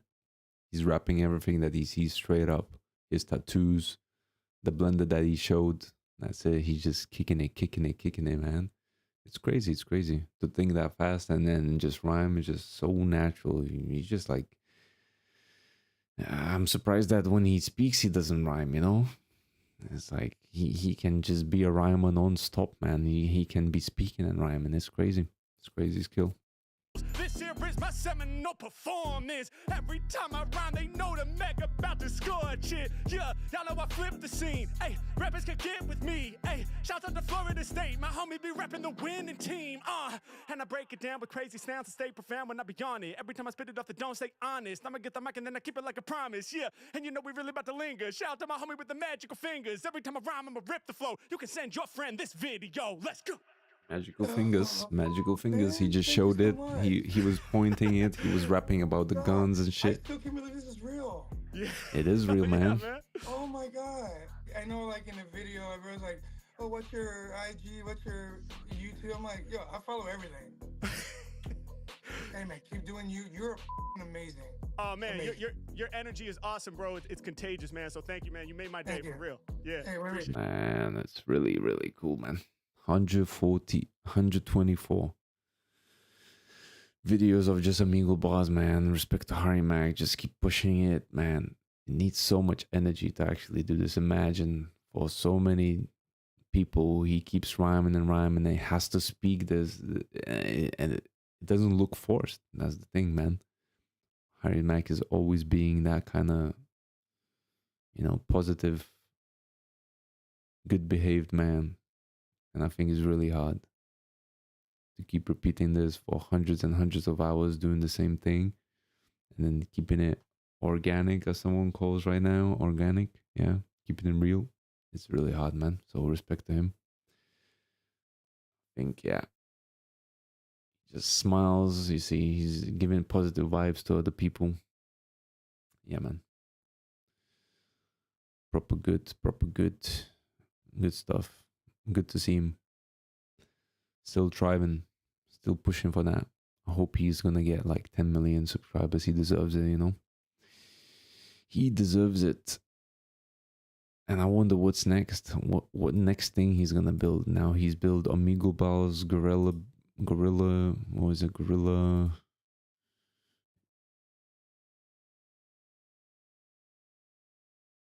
Exclusive. Amigo Bars. And then he did his tour. And now Gorilla Bars as well. So I just wonder what's the next big thing for him, Is he gonna come up with some new ideas of rap? I really liked his Anomaly tour. He's interacting with the crowd. And this just shows that he's also a good like content creator and a streamer, because he also does live streams. He also speaks to his people, his community, and he raps to them chatting, which is like great. What you should do, right? Interact with your community. So yeah, man, good stuff. Like this one, answering questions, kicking freestyles, just watching the chat. It's amazing. I want to see what's next. Happy tours. Maybe I'll watch it next.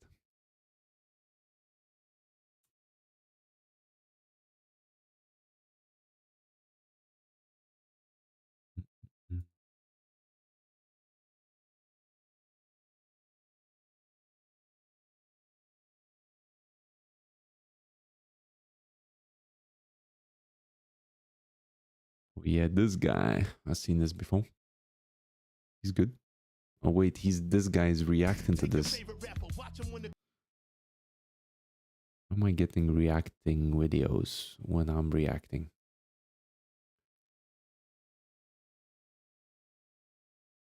Who's tracking me? Oh, it's gonna be Ari's movie. Fucking video.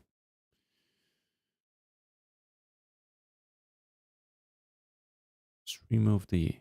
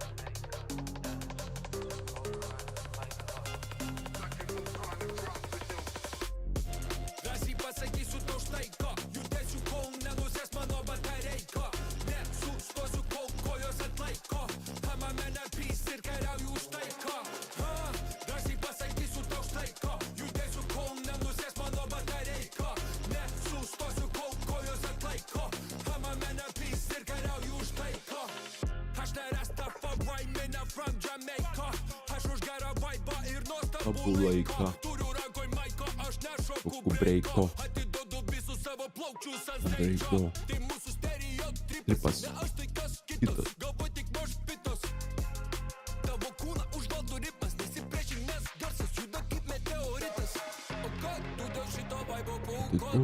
Kad muzika, kurią girdi nesustotum. Kiek procentų baterijos tu atiduotum. Kad muzika, kurią girdi toliau grotum.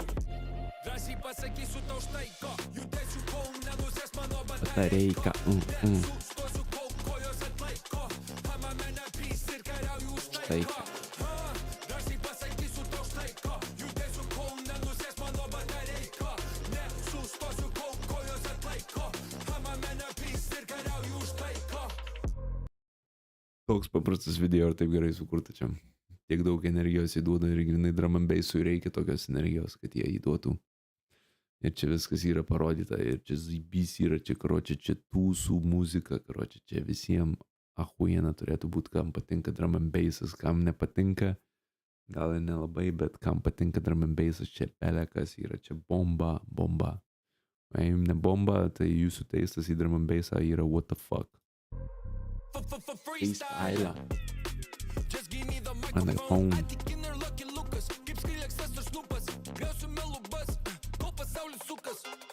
Iki galo, koja ant pedalo. Atiduodam save, kol linksi galvos. Tiek decibelo, tai nelegalu. Po kojam žemė dreba 10 balų. O ką tu dėl šito vaibo paaukotum? Kad muzika, kurią girdi nesustotų. Kiek procentų baterijos tu atiduotum? Kad muzika, kurią girdi toliau grotum. Drąsiai pasakysiu tau štai ko. Judėsiu kol nenusės mano batareika. Nesustosiu kol kojos atlaiko. Ama mane pys ir kariauju už taiką. Drąsiai pasakysiu tau štai ko. Judėsiu kol nenusės mano batareika. Nesustosiu kol kojos atlaiko. Ama mane pys ir kariauju už taiką.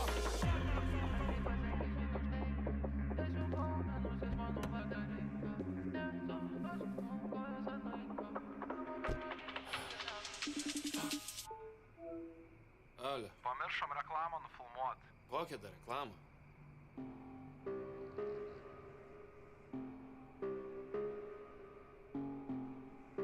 Ton.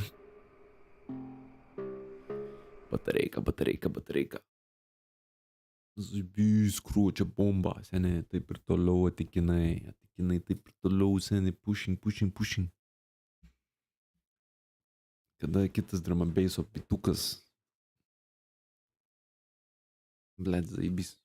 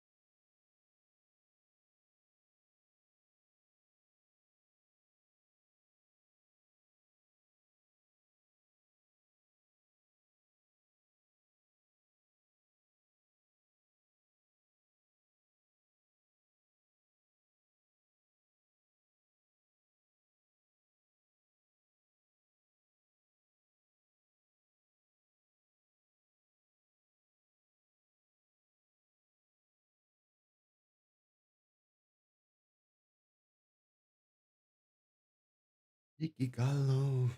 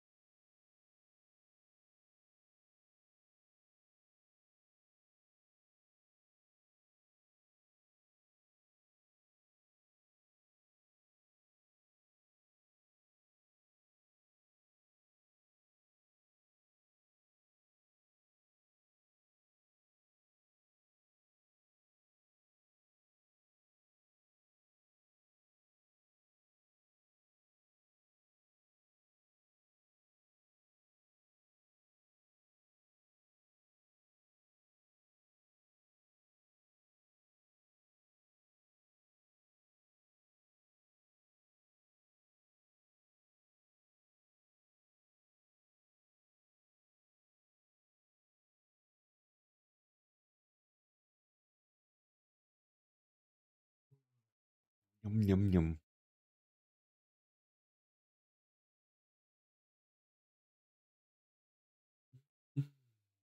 Galo.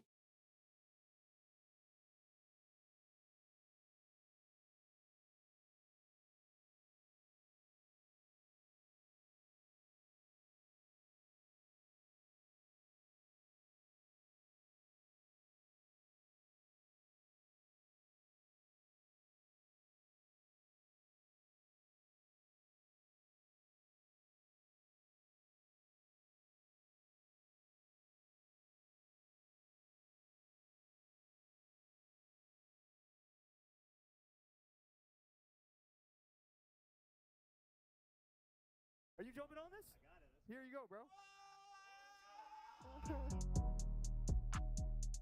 Are you gonna rap for me? I'm a fan, first of all. Thank you, I want to man. say I even watched the behind the scenes of how you built the rig. You know how it works. All right, wait. So what are you gonna rap for me? I'll rap for you. What kind of I'll beat rap you with like? I could set you up with the tempo. Yeah, You I would like love some that. chords. Okay, like yeah, yes, yes. If I could rewind time, NBA, get the game on. Sunset outside, rocking with my shades on. Play on, yeah, get it rocking steady. In a suit, cause I just officiated a wedding. So let me unbutton my jacket, get down. Out here, don't play tennis, we raise the racket. Immaculate flow, I'm smashing atoms. I love New York City, motherfuck Eric Adams. I take it back underground like a Bowser. You can see me Google Chrome, that's the browser. And you know I'm off of this thing. The way I break out the bars, I'm out of the bing. The bada boom in the locker room, rocker here, obtuse, spit it. I've battled many Talibans, from Columbine to free Palestine. Yeah, and free Sudan too. Free every oppressed people under the moon. And the sun, out beneath the thumb, rocking with the drums. Mama named my son, he's a superstar. Flow suffer, you got some ghosts, but he's the Ghostbuster with the beat pack. I can spit a relapse, hit you with the heat pack, hit you with the knee tap, hit you with the boom bound. Hit it, I'm an agitator, rocking all these numbers on the 505 like it's a calculator. Now I see me, it's a rhyme MC. I know what it's like on the internet, now I'm behind the scenes. Wow, and you know that I am versatile. So why don't you take a look at that convertible? That's a classic car, these are magic bars. We up here annually like the stars. Your flow blow your mind. Man, you and me both don't show our eyes, but I know what's mine. And the flow's so fine, and this is just divine, it's in cancer. When I was a kid, I throw a tantrum. I had to find a way out so I didn't panic. I looked in the mirror this morning, I said I'm handsome. What's the ransom? Soccer balls in the back stanchion.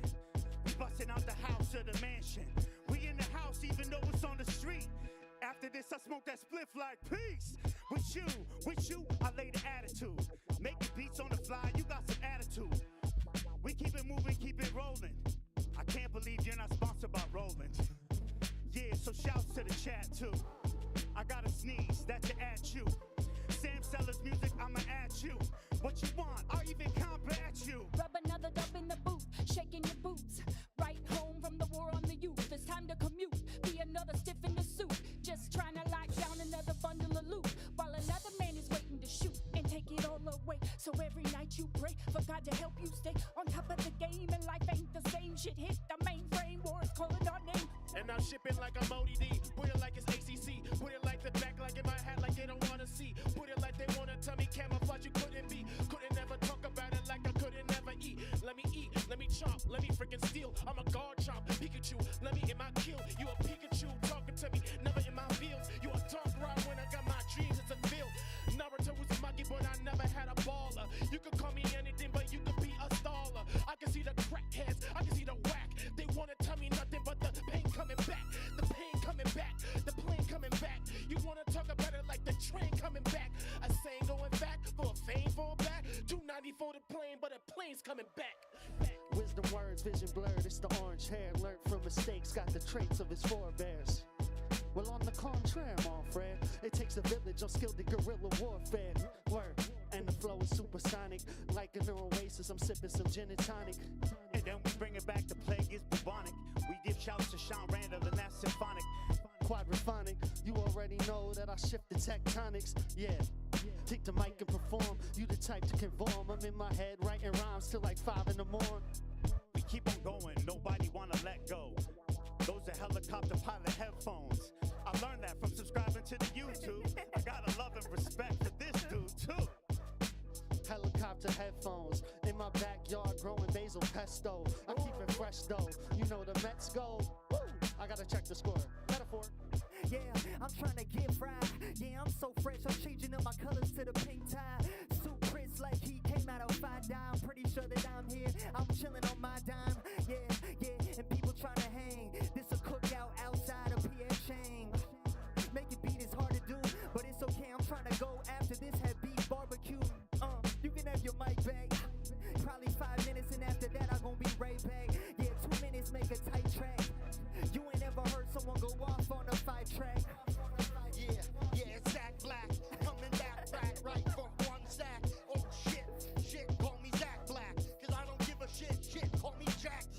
This is how I do it. Yes, I am spewing. I'm going up the cloud nine. Yes, I got the bluish. I got the green dream, if you know what I mean. I'm coming on hard. Yeah, I got the fucking scene. Back and for a killer, so I never had a dream. Dollar for your problem, but they never wanna seem. Killer chemo like they wanna tell me what you seen. Baby came to Kendrick Lamar, you never had a dream. Dollars to my problem, but I knock it to your darkest. They was talking to me, but it's never not a knocker. I can tell you nothing like they never had a problem. Just do it, but I never solving any problem.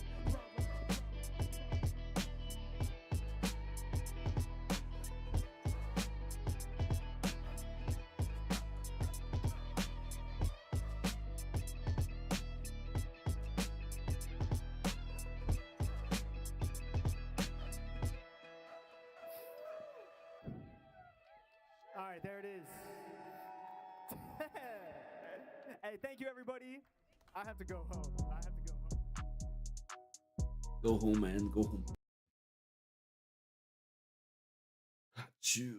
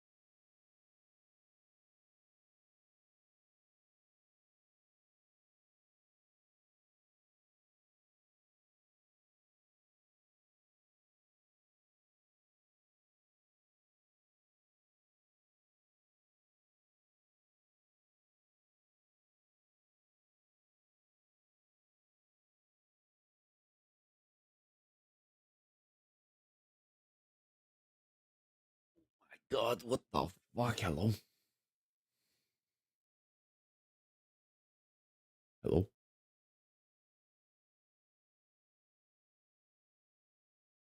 Achoo.